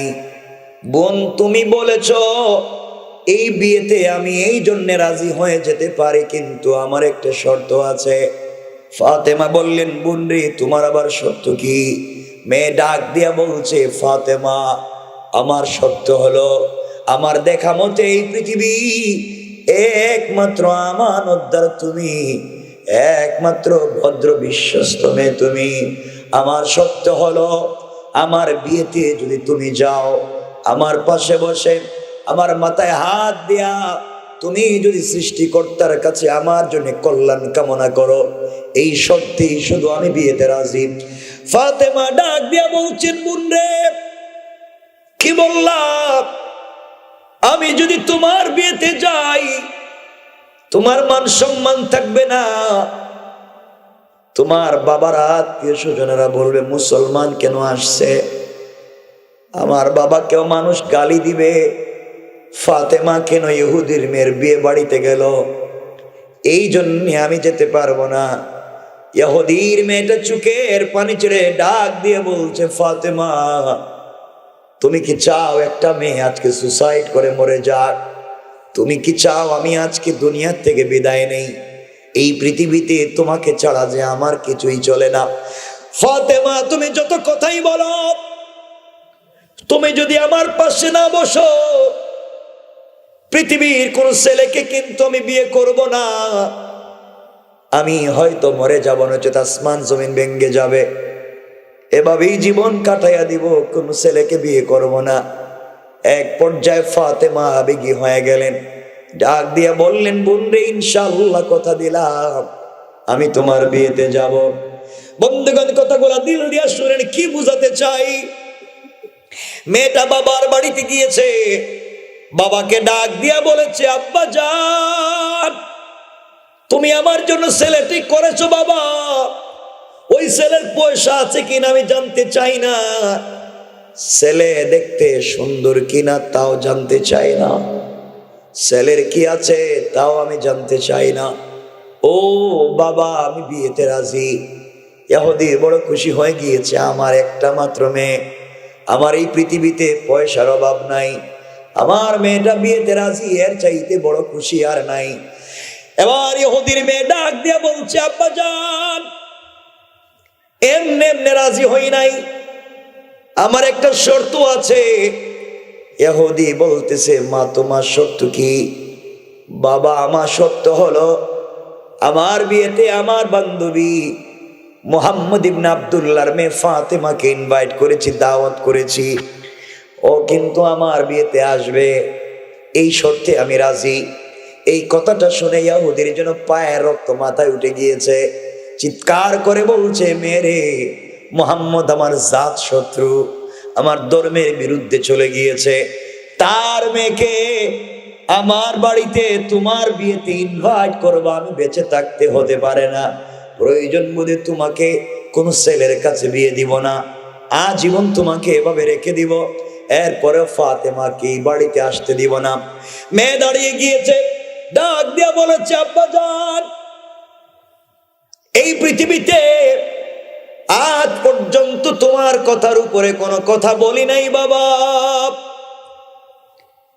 প্রতি সেকেন্ডে তোমাকে মেনেছি, আজ তোমাকে একটা কথা আমি জানাইয়া দিতে চাই, ও বাবা, আমার বিয়েতে যদি আপনি ফাতেমাকে আসতে বাধা দেন, আসমান জমিন ভেঙে যেতে পারে, পৃথিবী টুকরা টুকরা হয়ে যেতে পারে, ফাতেমাকে কাছে না বসাইয়া এই পৃথিবীর কোনো ছেলেকে কোনোদিন বিয়ে করব না। আল্লাহু আকবার বললেন না? আরো জোরে বলেন না? কথাগুলো চিন্তা করেন। ইহুদি চিন্তা করতেছে, আরে একটা মাত্র মেয়ে, বিয়ে যদি না দিতে পারি মান সম্মান তো থাকে না। এবার ইহুদি কৌশল করছে, ষড়যন্ত্র করে কৌশল করে বলে, মা তুমি আমার একটা মাত্র মেয়ে, একটা কথা বলছো বাপ না মাইনা তো পারি না, তুমি বলছো তোমার বিয়েতে ফাতেমা আসবে, আমার আপত্তি নেই, আসো, কিন্তু মা আমার শর্ত আছে, আমার শর্ত হলো তোমার বিয়েতে এই পৃথিবীতে যাদেরকে আমি দাওয়াত করেছি সবাই কোটি কোটি টাকার দামি গহনা, অর্নামেন্ট, জুয়েলারি, কাপড় পরে আসবে, সোসাইটি মেনটেন করে আসবে, সামাজিকতা মেনটেন করে আসবে, সব পয়সাওয়ালার ছেলে মেয়ে, আর ফাতেমা তো গরিব বাপের মেয়ে, 3 বেলা 1 বেলা খাবার নাই, থাকবার মতন ঘর নাই, পুরাতন ছেঁড়া কাপড় পরে, ও যদি তোমার বিয়েতে আসে পুরাতন কাপড় পরে, মান সম্মান ইজ্জত বলতে থাকবে না। মারে আমি এক শর্তে রাজি, ফাতেমা যদি তোমার বিয়েতে আসতে হয় একটা নতুন পোশাক পরে আসতে হবে। ইহুদির কথা হলো, চিন্তা হলো, ফাতেমা কাপড়ও পাবে না, আসতে বলেন আসতে, এটা ইহুদির চক্রান্ত। সে সিদ্ধান্ত নিল, মেয়েটা ফাতেমার কাছে এসে বলছে, বোন, খুব সংক্ষেপ মনোযোগ দিয়ে শোনে, বোন তুমি আমার বিয়েতে যাও, বাপ চায় না, অনেক অনুনয় বিনয়ের পরে রাজি হয়েছে, এক শর্তে, তুমি আমার বিয়েতে গেলে একটা নতুন পোশাক পরে যাইতে হবে। ফাতেমা হাও মাও করে কাঁদতে শুরু করলে, বোন রে, আমি এমন এক বাপের ঘরে জন্ম নিছি, মাসের পর মাস চলে যায়, চুলায় কোনো আগুন জ্বলে না, 3 বেলা 1 বেলা খাবার পাই না, কিন্তু আমি বাপের উপরে কোনো অভিমান করি না, আল্লাহর কাছে আমি কোনো কথা বলি না, কারণ দুনিয়ায় কষ্ট করে চলতে চাই, আখেরাতে আল্লাহকে পেয়ে গেলে আমি খুশি।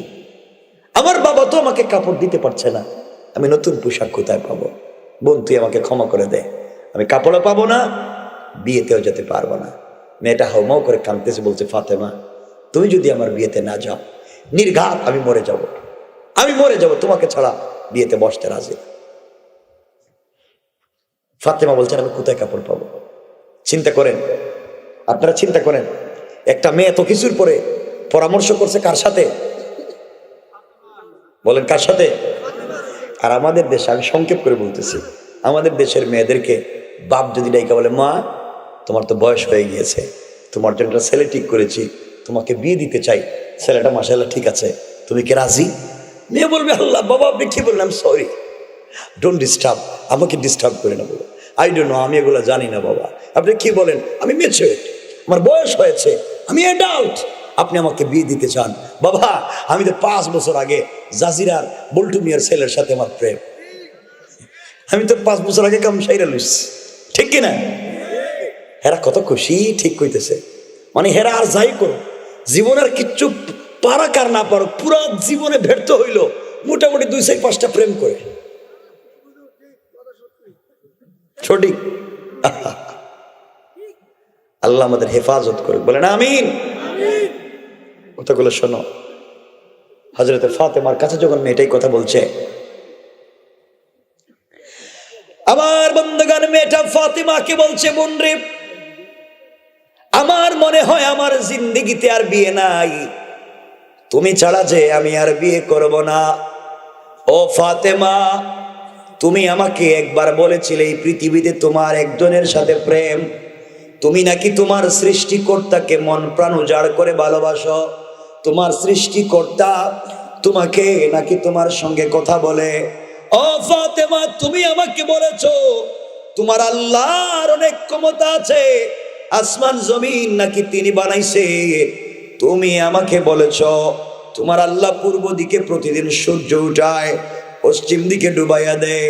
ফাতেমা, তুমি আমাকে বলেছো তোমার আল্লাহ সব পারে, আসমানকে জমিন, জমিনকে আসমান, রাতকে দিন, দিনকে রাত তোমার আল্লাহ বানাতে পারে। ফাতেমা, এত শক্তি যদি তোমার আল্লাহর হয়, তুমি সারাদিন না খেয়ে থাকো। তুমি আমাকে বলেছো রাত যখন গভীর হয়ে যায়, সেজদায় পড়ে চোখের পানি ছেড়ে ছেড়ে কান্না করো, তুমি তোমার মালিকের সঙ্গে, তুমি তোমার সৃষ্টিকর্তা আল্লাহর সঙ্গে কথা বলো। ও ফাতেমা, তুমি আমাকে বলেছো তুমি তাকে মন প্রাণ উজাড় করে ভালোবাসো, জীবন যৌবন বিসর্জন করে ভালোবাসো, তুমি তাকে ছাড়া চিন্তাই করতে পারো না। ফাতেমা, সত্যি যদি তোমার আল্লাহ, তুমি যাকে ভালোবাসো তার যদি এত ক্ষমতা হয়, এত প্রভাব, এত পাওয়ার যদি হয়, তোমার আল্লাহ কি এত ক্ষমতার মালিক হওয়ার পরেও তোমাকে কি একটা কাপড় দিতে পারে না? তোমাকে কি একটা কাপড়ের ব্যবস্থা করতে পারে না? ও ফাতেমা, তুমি যদি তোমার সৃষ্টিকর্তার কাছ থেকে, তুমি যদি যার জন্যে প্রেমে পাগল হয়ে গিয়েছো তার কাছ থেকে একটা কাপড়ের ব্যবস্থা করতে পারো, আমি কথা দিলাম, কথা দিলাম, আমিও কালিমা পড়ে মুসলমান হয়ে যাব।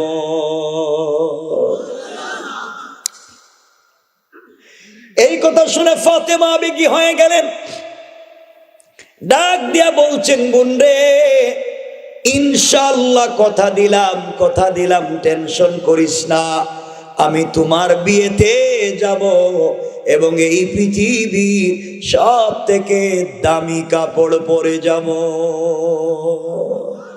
এত আসতে বলেন, শোনো, আপনাদের আওয়াজে মনে হইতেছে কষ্ট হইতেছে, আমি কি রেখে দিব এখনই?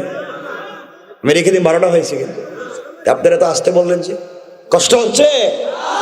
সুবহানাল্লাহ, একটু জোরে কর, আল্লাহু আকবার, আরো জোরে কর। যত আওয়াজ কমবে তত আমার সময় কমবে। আমি আর 12টা হয়ে গেছে এমনি তো বলবো না।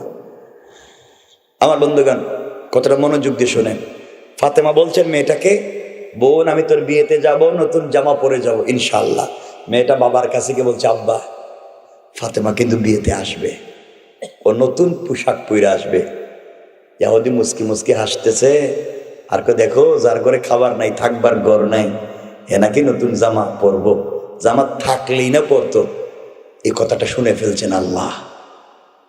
আল্লাহ বলছেন, শয়তান, তুই কল্পনা করতেছস, পরিকল্পনা নিতেছস, ফাতেমাকে বাড়িতে আসতে দিবি না, আর আমি আল্লাহ এখন সিদ্ধান্ত নিলাম ফাতেমাকে বাড়িতে পাঠাবো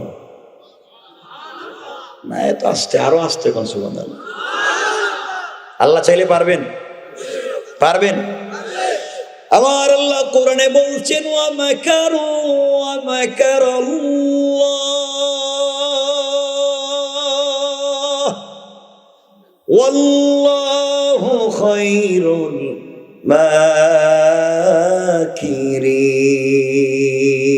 মাকিরিন। আল্লাহ রাব্বুল ইজ্জত ওয়াল জালাল বলেছেন, বান্দারে, তোমরা কিসের কৌশল করো? তোদের চাইতে আমার আল্লাহর কৌশল আর হাজার হাজার গুণ বড়। কণ্ঠুক সুবহানাল্লাহ, আল্লাহু আকবার বলেন। আল্লাহ সিদ্ধান্ত নিয়েছেন, যা ফাতেমাকে পাঠায় দিবেন। আমার বন্ধুগণ, যেই দিন এই কথা হইতেছে ওই দিন থেকে 1 মাস পরে বিয়ে। কয় মাস? ধরেন 1 মাস শেষ, আগামীকাল কি বিয়ে, মানে মধ্যখানের ওয়াজ রাইখা দিলাম। অনেক ঘটনা ঘটেছে। ফাতেমার কাছে মেয়েটা বারবার আসছে, কাপড় কিনে নিয়ে ঝামেলা হয়েছে, ফাতেমাকে দাওয়াত দেওয়ার কারণে পুরো কমিউনিটিতে সমস্যা তৈরি হয়েছে। এগুলোর সমাধান হইল কেমনে? কে করলো, কেমনে হইল, ফাতিমা কেমনে যাবেন, এগুলো লম্বা কথা রাখিয়ে দিলাম। ডাইরেক্ট বিয়া, মাঝখানের ওয়াজ বাতিল। ভাই ভাই কষ্ট হইতেছে আমার, কিন্তু 12টা হয়ে গেছে তো ভাই, আমি লম্বা করবো না ভাই, আমি বুঝতে পারছি, সব শুনবেন, আমি বলতেছি তো। ওমা বাইরে বলছিলাম আসবো আল্লাহ যদি বাঁচায়, অল্প কথা বলবো, রাত্র বেশি হয়ে গেছে গা জিগান তো রাত্র 12টার উপরে হয়ে গেছে। আচ্ছা বলেন তো, ওয়াজ কি একদিন না 2 দিন? একদিনের ওয়াজ না 2 দিনের? 12টার পর একদিন না 2 দিন? তাহলে ওয়াজ 2 দিন করবো কেন? সালাক তো আমিও কম না, আমার 9টায় বসাই দেন, 12টা পর্যন্ত ওয়াজ করতাম একদিন, এবং 2 দিন ওয়াজ করতে যাবো কেন? আমার বন্ধুগণ, যাক বেশি লম্বা না, এরপরে আপনাদের কথা রাখতেছি। ভাই বলছে খুব ভালোবাসে, আমি দেশে ছিলাম না, অনেক যোগাযোগ করছে, অনেক আন্তরিক প্রিয় ভাই, তার জন্য অনেক দোয়া থাকবে। বলছেন আমি কথা রাখছি, কিন্তু বেশি লম্বা করবো না, একটা জায়গায় রাখবো। কিন্তু যখন আমি রাখবো কেউ বলবেন না হুজুর আর একটু সালাম, এতটুকুনি থাকবে। বলতেছি তো, কথা রাখছেন তো ইনশাল্লাহ? এই যে আপনারা কত ভালো মানুষ শরীয়তপুরে, আমার কথাটা রাখছেন, এই যে কথাটা রাখছেন, এটা না ওয়াদা। আল্লাহ রসুল হাদিসে বলছেন ওয়ালা দিন আলিমান লা আহদালা, যারা ওয়াদা দিয়ে ওয়াদা রাখেন এদের কোনো ধর্ম নাই।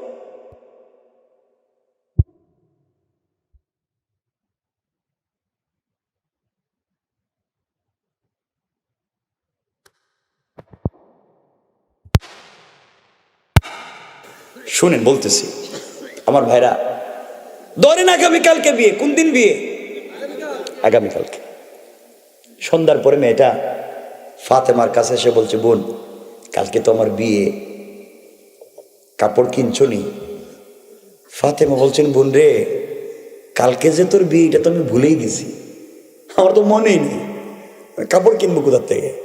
মেয়েটা কাঁদতেছে আর বলতেছে, আহারে আমাকে দের বিয়ে হইল না, রাত্রি সুসাইড করবো, এত কষ্ট যুদ্ধ যার জন্য করলাম, তুমি এই ভুলে গেলে সব কিছু, তাহলে আমাকে দিয়ে বিয়ে হবে না, কালকে তো তুমি যাবেই না কাপড় না পাইলে। ফাতেমা মেয়েটার মাথায় হাত দিয়ে বলছেন, বোন কান্দিস না, আমার যার সাথে প্রেম, আমি যাকে ভালোবাসি হেও আমারে ভালোবাসে, রাত্র যখন হয় আমি তখন নামাজে দাঁড়াইলেই সে আমার সঙ্গে কথা কয়। আল্লাহু আকবার বলেন।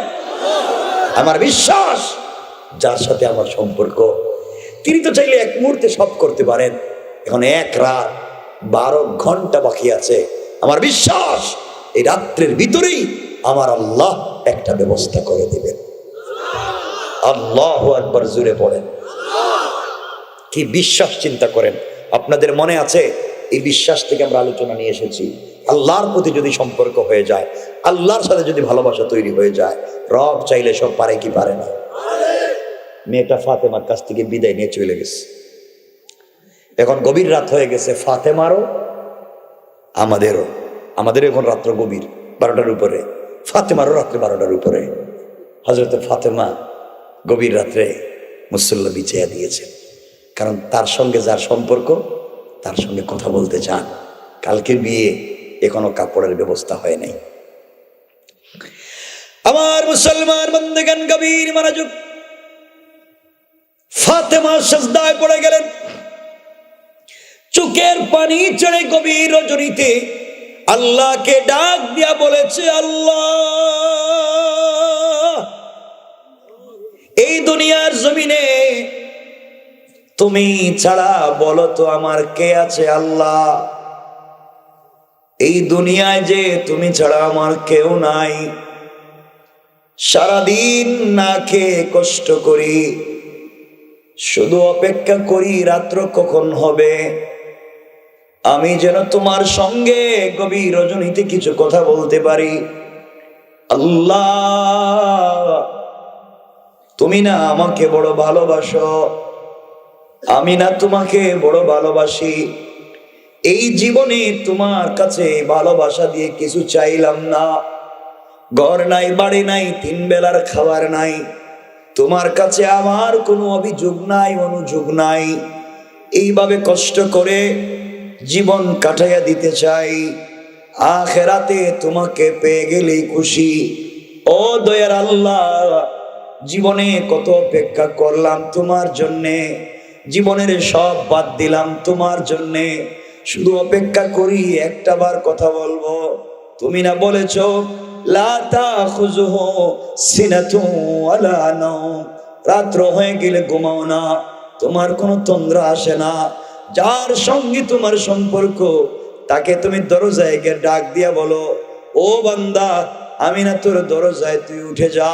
ফাতেমা তো আরো আগে রাজি হয়ে গেছে, ফাতেমা তো আরো আগে উঠে উঠে তোমার জন্য অপেক্ষা করে, তুমি কখন আসবা, তোমার সঙ্গে কথা বলবে।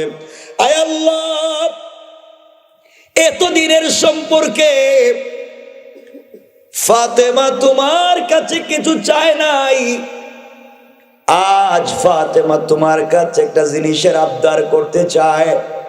আল্লাহ, এটা ফাতেমার চাহিদা পূরণের জন্য না, ফাতেমার সৌন্দর্য বাড়াবার জন্য না, ফাতেমাকে আকর্ষণীয় লাগবার জন্য না। ও দয়ার আল্লাহ, আজ যদি আমার একটা মায়ের পেটের বাই থাকতো, ফাতেমা বাইয়ের কাছে গিয়া মনের কথা বলতাম, ভাই তো বোনদের কথা বড় শুনে, কিন্তু আল্লাহ তুমি যে আমার কোনো ভাই দিলা না। আয় আল্লাহ, আজ যদি আমার মা খাদিজা বেঁচে থাকতেন, আমার মা ছিলেন মক্কার সব থেকে বড় পয়সাওয়ালা মেয়ে, কিন্তু আমার মা আমার বাপকে ভালোবেসে, তোমার বন্ধুকে ভালোবেসে আমার মা সবগুলা সম্পত্তি তোমার রাস্তায় দান করছে। আজ আমার মা দুনিয়ার জমিনে নাই। আমার মা যদি বেঁচে থাকতো, মায়ের কাছে গিয়া বললে, মা আমি ফাতেমাকে ফিরাইয়া দিত না। আল্লাহ, আমার যে মা নাই, আমার যে ভাই নাই, আমার বাপ আছেন, তোমার বন্ধু হাবিবুল্লাহ রাত দিন উম্মতরে নিয়ে কান্দে, রাত দিন উম্মতি উম্মতি বলে রাস্তাঘাটে দৌড়ায়। আয় আল্লাহ, বাবার কাছে কিছু চাইতে চাই না, তোমার কাছে এতদিনের সম্পর্ক নিয়ে একটা কথা জানতে চাই। আল্লাহ, তুমি যদি কথা না রাখো, বুঝবো আমি একা একা তোমাকে একতরফা ভালোবাসি, তুমি কিন্তু আমাকে ভালোবাসো না। ও দয়ার আল্লাহ, আমি যেই জিনিসটার আবদার করতে চাই, আগামীকালকে ইহুদির মেয়ের বিয়ে বাড়িতে যেতে চাই।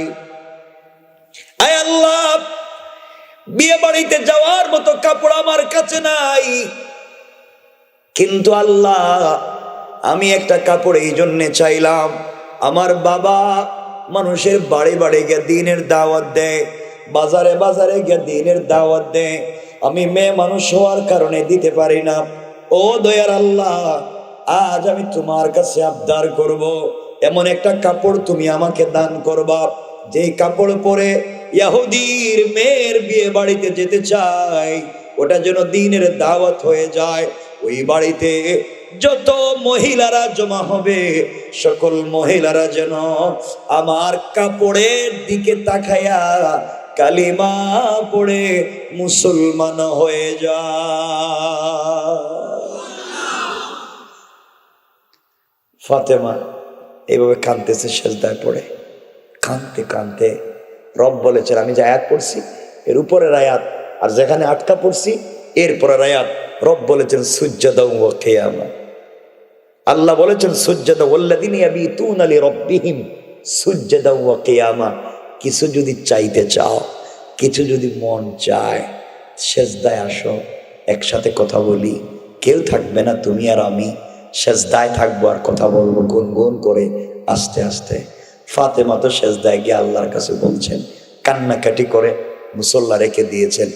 গভীর রজনীতে হযরতে ফাতেমা হঠাৎ করে তাকায়া দেখে ঘরের কর্নারে দুইটা কাপড়ের প্যাকেট। এই আওয়াজ দিলেন। আর আপনাদের সমস্যা কি? একসাথে কোন সুবহানাল্লাহ না, আওয়াজ কমে যাইতেছে, কাজ হইতেছে না। ফাতেমা দেখে দুইটা কাপড়ের প্যাকেট, প্যাকেটগুলো হাতে নিছে। কিরে, ঘরের দরজা জানালা বন্ধ, কাপড় কে দিয়ে গেল? কলিজার টুকরা বাবা রসুল পাক বেঁচে আছেন। দৌড়াইয়া রসুলের রুমে গিয়ে, আব্বা আল্লাহর কাছে কান্না করে কাপড় চাইছিলাম, কে জানি আমার রুমে 2টা কাপড়ের প্যাকেট রাইখা গেছে। বাবা আমি তো জানি না। নবীজি প্যাকেটগুলো হাতে নিলেন, একটা প্যাকেট খুললেন, খুলে দেখেন একটা প্যাকেটে একটা সালোয়ার, একটা কামিজ, আর একটা প্যাকেটে একটা ওড়না। 3টা কাপড়, সালোয়ার কামিজ আর ওড়না। সালোয়ার কামিজে স্টোন দিয়া, পাথরের টুকরা দিয়ে ডিজাইন করা, ওড়নার মধ্যে গ্লাসের টুকরা দিয়ে ডিজাইন করা। পৃথিবীর কোনো ফ্যাশন ডিজাইনের সঙ্গে যায় না, পৃথিবীর কোনো গার্মেন্টস ফ্যাক্টরির সঙ্গে ডিজাইন যায় না। আর এই কাপড়ের প্যাকেট খুলতেই প্যাকেটের ভিতর থেকে জান্নাতুল ফিরদাউসের মেশকে আম্বরের গ্রাম বের হয়ে গিয়েছে। নবীজি চিন্তায় পড়লেন, এত সুন্দর ডিজাইনের কাপড়, এত গ্রাম কে দিয়ে গেল? চিন্তায় পড়ে গেল। হঠাৎ করে শুনেন বাহিরে ঘরের দরজায় কে কথা বলতেছে, সালাম দিচ্ছে। জিজ্ঞেস করলেন কে? বাহির থেকে জবাব দিচ্ছে, আনা জিব্রাইল। ইয়া রাসূলুল্লাহ, আমি জিব্রাইল আইছি। হযরত ফাতেমাকে নবীজি বললেন, না একটু ভিতরে যাও। জিব্রাইল এসে বলছে, ইয়া রাসূলুল্লাহ কাঁদতেছেন কেন? চোখের পানি মুছে ফেলে। নবীজি বলছেন, কাঁদতেছি। ফাতেমা নাকি আল্লাহর কাছে কান্না করে কাপড় চাইছে, কে দিয়ে গেল? খুঁজে পাইতেছে না। এত ডিজাইনের কাপড়, এত স্মার্ট, খুঁজতেছি, মালিকরে পাইতেছেন। জিবরাইল ডাক দিয়ে বলছেন, ইয়া রাসূলুল্লাহ আপনার চোখের পানি মুছে ফেলেন, কাপড় কে দিয়েছে আমি বলতেছি। আমার কলিজার টুকরা ফাতেমা সিজদায় পড়ে কান্দে, জীবনে কিছুই চাইলো না, শুধুমাত্র একটা কাপড়ের আবদার করছে। রবের সঙ্গে এত এত ভালোবাসা সম্পর্ক, আমি ছাড়া কাউরে বিশ্বাস করে না, আমি ছাড়া মাথাটা কারো কদমে লাগায় না, আমার জন্য সারা রাত জেগে কান্দে। আর সিজদায় পড়ে ডাক দিয়া বলে, আল্লাহ তুমি ছাড়া যে আমার আর কেউ নাই। ওই ফাতেমা আজ আমার কাছে একটা কাপড়ের আবদার করছে, আমি যদি না দেই কেমন হয়? জিবরাইল যা। এই জন্য ইয়া রাসূলুল্লাহ আমি জান্নাতুল ফিরদাউস থেকে পূর্ণাঙ্গ একটা সেট কাপড় আমি এনে ঘরের কর্নারে রেখে দিয়েছি। নবীজি খুশি হয়ে গেল। আরে আমার মেয়ে ভাঙ্গা ঘরে থেকেও মা মরা মেয়ে আল্লাহর সাথে কেমন সম্পর্ক করছে। গরিবের মেয়ে হইয়াও আজকে আল্লাহর কাছ থেকে আদায় করতে পারছে। আমি যে খুশি, আমার মেয়েটা আল্লাহর সাথে সম্পর্ক করতে পারছে। খুব কাঁদলেন, আনন্দের কান্না কান্না করে মেয়েটাকে জড়িয়ে বলছেন, মা এই নো কাপড়, তুমি কাপড় পরে আগামীকালকে বিয়ে বাড়িতে যাইবা, একটু পর্দার সাথে যাইও। তো ফাতেমা কি পর্দা করবে না? কথা বলেন না কেন? নবীজি কথা ফাতেমাকে বলছেন, আমাদের উম্মতদেরকে বলছেন। কারণ নবীজি ভালো করে বুঝতেন উম্মতেরা, এই পৃথিবীর নারীরা যেদিন কাপড় ডিজাইনের কাপড় পরে, একটু লিপস্টিক দেয়, একটু আশকারা মাস্কারা, আইলানা জাইলানা এগুলা লাগায়, এরপরে হিল জুতা পরে, খুব স্মার্ট বিউটিফুল ডিজাইন করা ড্রেস পরে, ফেসে এক্সট্রা অর্ডিনারি করে, ওই দিন কিন্তু তারা পর্দা করে না। ঠিক কিনা বলেন? যেদিন নতুন জামা কাপড় পরে ওই দিন কি পর্দা করে? এই জন্য রসুল বলছেন, ফাতেমা একটু পর্দা করে যাইও। দেখবেন মহিলারা যেদিন মার্কেটে যায় ওই দিন কিন্তু পর্দা করেনি, বলেন না? আমার দুঃখ হয়, আজকালকে দেখবেন অনেক মেয়েরা বাজার করে, স্বামীরা বিদেশ থাকে, আছে কিনা জানি না আমি আপনাদের এলাকায়। হ্যাঁ, আর এখনো শুনতেছি বিভিন্ন জায়গায় মহিলারা বিদেশ থেকে স্বামী টাকা পাঠায়, ওই টাকা দিয়ে আরেকজনের সঙ্গে ভাগ্যে যায়। কথা বলেন না কেন? এগুলো আসেনি শরীয়তপুরে? সহজ হবে না কেন? আজকালকে অনেক স্বামীরা স্ত্রীর এনে মার্কেটে যায়, স্ত্রী একবারে ডিজাইন করে খুব স্মার্ট হয়ে সেজে গুন্ডার মতো সামনে দিয়ে হাঁটতেছে, ব্যাগ একটা কান্দে নিয়ে, পয়সাও বউর কাছে, স্বামীর কাছে এক পয়সাও নেই। হে পিছনে যাচ্ছে, আর বাচ্চা একটা কুলে নিচে ছুটু করতেছে, আর বউ সামনে দেখতেছে। কথা বলেন না কেন? এই তো অবস্থা আমাদের। আমার বন্ধুগণ, কষ্ট পাইলেন? নবীজি বলছেন, যাও আগামীকালকে বিয়ে বাড়িতে যাইও, পর্দার সাথে যাইও। কিসের সাথে? কথা সংক্ষেপ। হযরতে ফাতেমা পরের দিন সকালবেলা ইহুদির মেয়ের বিয়ে বাড়িতে পৌঁছে গিয়েছেন।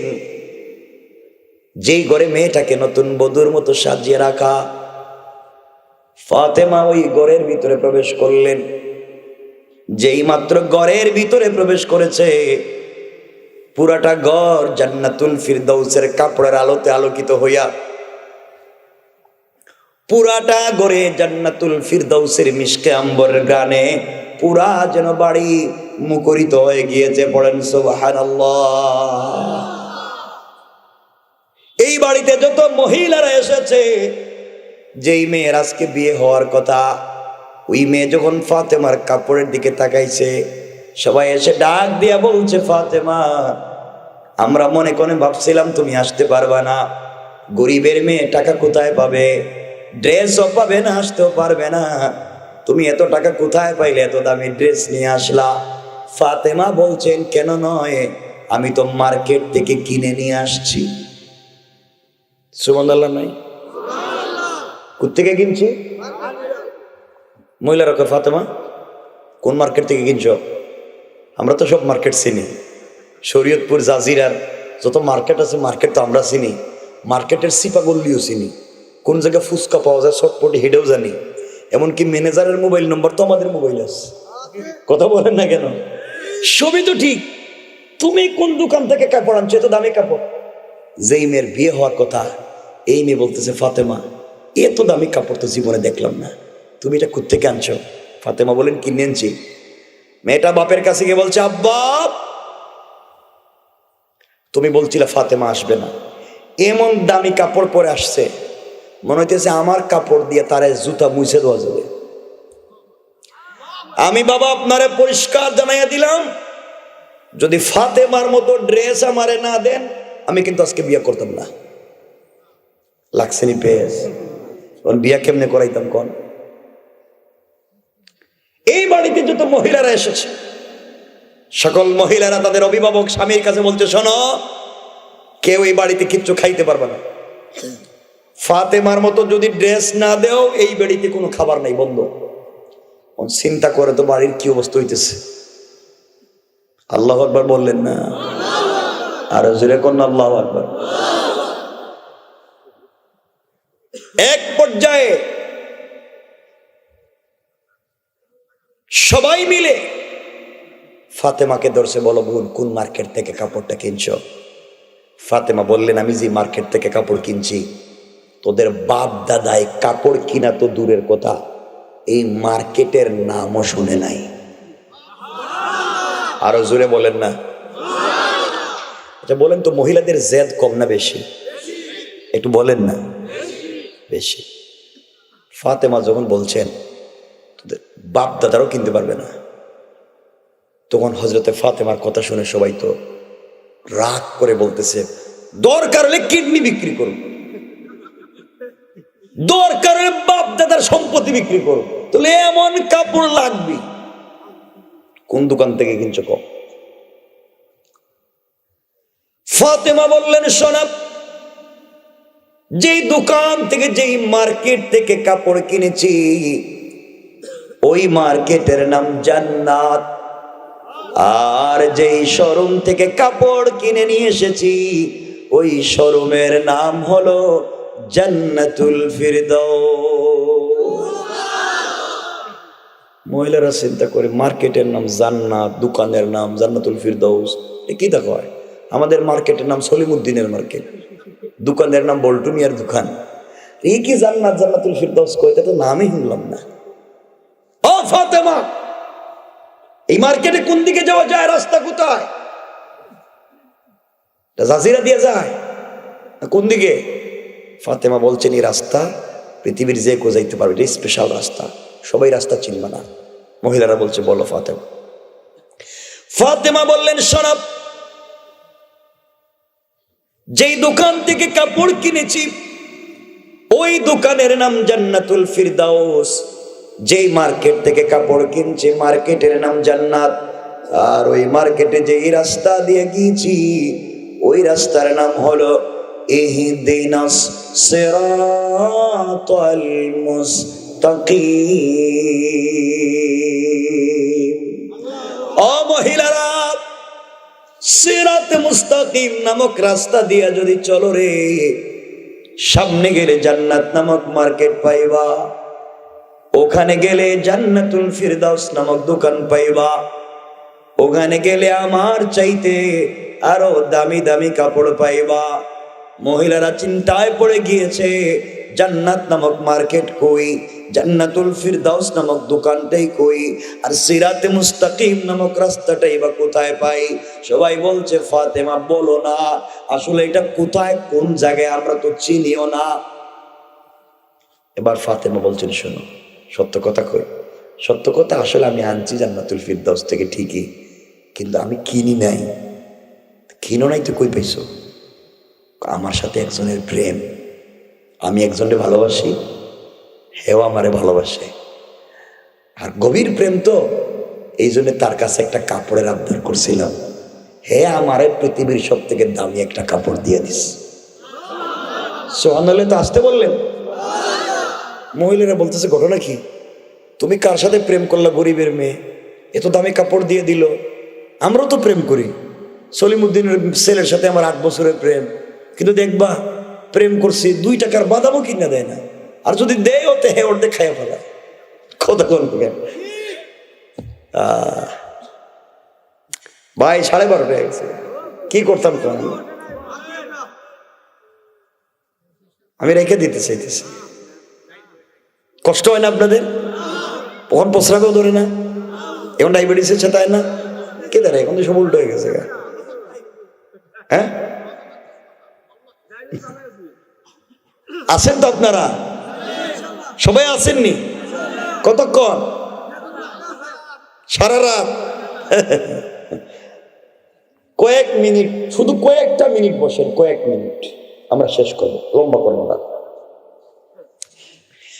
আমার বন্ধুগণ এবার কথাগুলো দিল দিয়ে শুনেন কি বলতে চাই।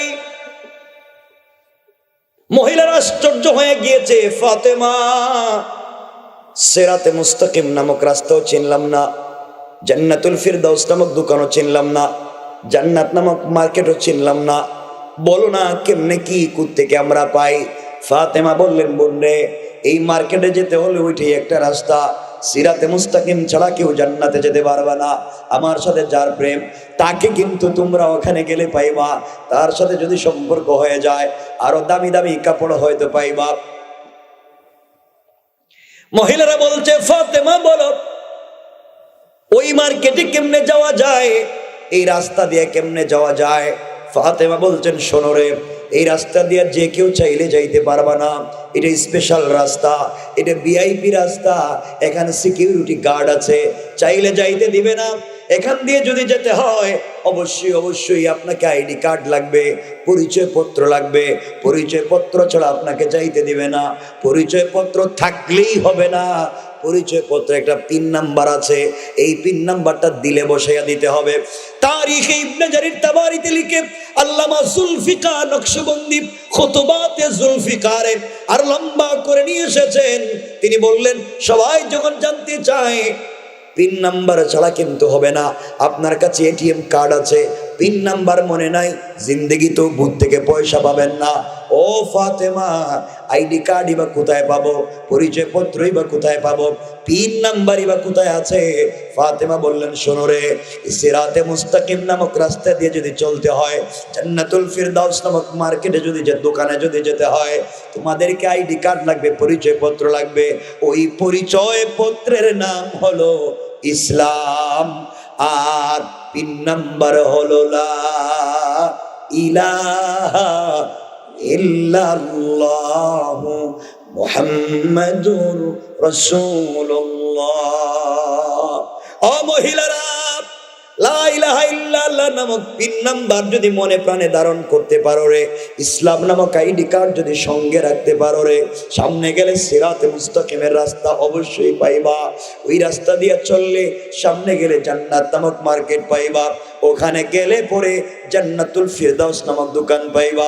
ওখানে গেলে আমার মালিকরেও পাইবা, যার সাথে আমার সম্পর্ক, তার সাথে যদি সম্পর্ক ভালো হয়, আমার চাইতে আরো দামি দামি কাপড় পাইবা। মহিলারা বলছে, ফাতেমা সত্য কথা বলো, এই আইডি কার্ড কোন মেম্বার চেয়ারম্যান দেয়, কোন ইউনিয়ন থেকে দেয়, কোথায় পাওয়া যায়, আমরা নিয়ে আসবো। ফাতেমা বলছেন, এই পৃথিবীর কোথাও এই আইডি কার্ড পাবা না। এই আইডি কার্ড কেউ বিতরণ করে না। এই আইডি কার্ড বিতরণ করেন একমাত্র আমার আব্বা। সুবহানাল্লাহ বলেন। আমার বাপ ছাড়া ইসলাম নামক আইডি কার্ড কারো কাছে নাই। আমার বাপ তুই আইডি কার্ডের কথাই কয়, আমার বাপ তুই পিন নাম্বারের কথা কয়, আমার বাপ তুই সিরাতে মুস্তাকিমের কথাই বলে, আমার বাপ তুই জান্নাতের কথাই বলে, আমার বাপ তুই জান্নাতুল ফিরদাউসের কথাই বলে, আমার বাপ তুই মালিকের সাথে সম্পর্কের কথাই বলে। তোদের বাপ দাদারা আমার বাপরে দেখতে পারে না, এরা গালাগালি করে, এরা মারামারি করে। আমার বাপ তুই এই কথাই বলে, এইভাবেই সবাইকে সম্পর্ক করাইয়া দিতে চায়। মহিলারা বলে, ফাতেমা সত্যি যদি তাই হয়, গরিবের মেয়ে হয়ে তুমি যদি এই মালিকের সঙ্গে সম্পর্ক করে এত দূর পর্যন্ত যেতে পারো, এত কিছু যদি পেতে পারো, আমরা কেন পারবো না? আমরাও চাই। আরো জোরে কোন। ফাতেমা বললেন, শোনো, তোমরা এই পথে চলতে গেলে এই আইডি কার্ডে পিন নাম্বার ধারণ করলে হয়তো স্বামী স্ত্রী সম্পর্ক থাকবে না, সন্তানের সঙ্গে সম্পর্ক থাকবে না, মারামারি লেগে যাবে। তোমরা এত কোরবানি করতে কি পারবে? এত কষ্ট করতে কি পারবে? এত কষ্ট তোমরা সহ্য করতে পারবে না। সকল মহিলারা এক বাক্যে বলছে, ফাতেমা তোমার মতো আমানতদার ভদ্র একটা মেয়ে বলছে, গরিবের মেয়ে হইয়া এত দূর সম্পর্ক করে যদি এত দূর পর্যন্ত সম্পর্ক পৌঁছাতে পারো, দুনিয়ার থেকে জান্নাত, দুনিয়ার থেকে আখেরাত, এত দূর পর্যন্ত যদি তুমি যেতে পারো, আমরা কেন পিছনে থাকবো? আমরাও যেতে চাই। কার সঙ্গে সম্পর্ক থাকলো আর থাকলো না জানতে চাই না। দুনিয়ার সব সম্পর্ক বাদ দিতে পারি, এরপরেও এই মালিকের সঙ্গে সম্পর্ক করে আমরাও সেখানে যেতে চাই। এই কথা বলে একসাথে 350 জন মহিলা অথবা 472 জন মহিলা একসাথে ফাতেমার কাপড়ের দিকে তাকায়া হাতে হাত রেখে কালিমা পড়ে মুসলমান হয়ে যায়। আমার বন্ধুগণ, এই বাড়ির সবাই এখন মুসলমান হয়ে গেছে, সব মহিলারা মুসলমান হয়ে গিয়েছে। এমনকি যেই মেয়ের বিয়ে হওয়ার কথা আজকে, হেও মুসলমান হয়ে গিয়েছে। যার সাথে বিয়ে হওয়ার কথা সে কিন্তু মুসলমান হয় নাই। এই বাড়ির পুরুষেরা মুসলমান হয় নাই। এখন বলেন তো, এই বাড়িতে কি ঘটতেছে?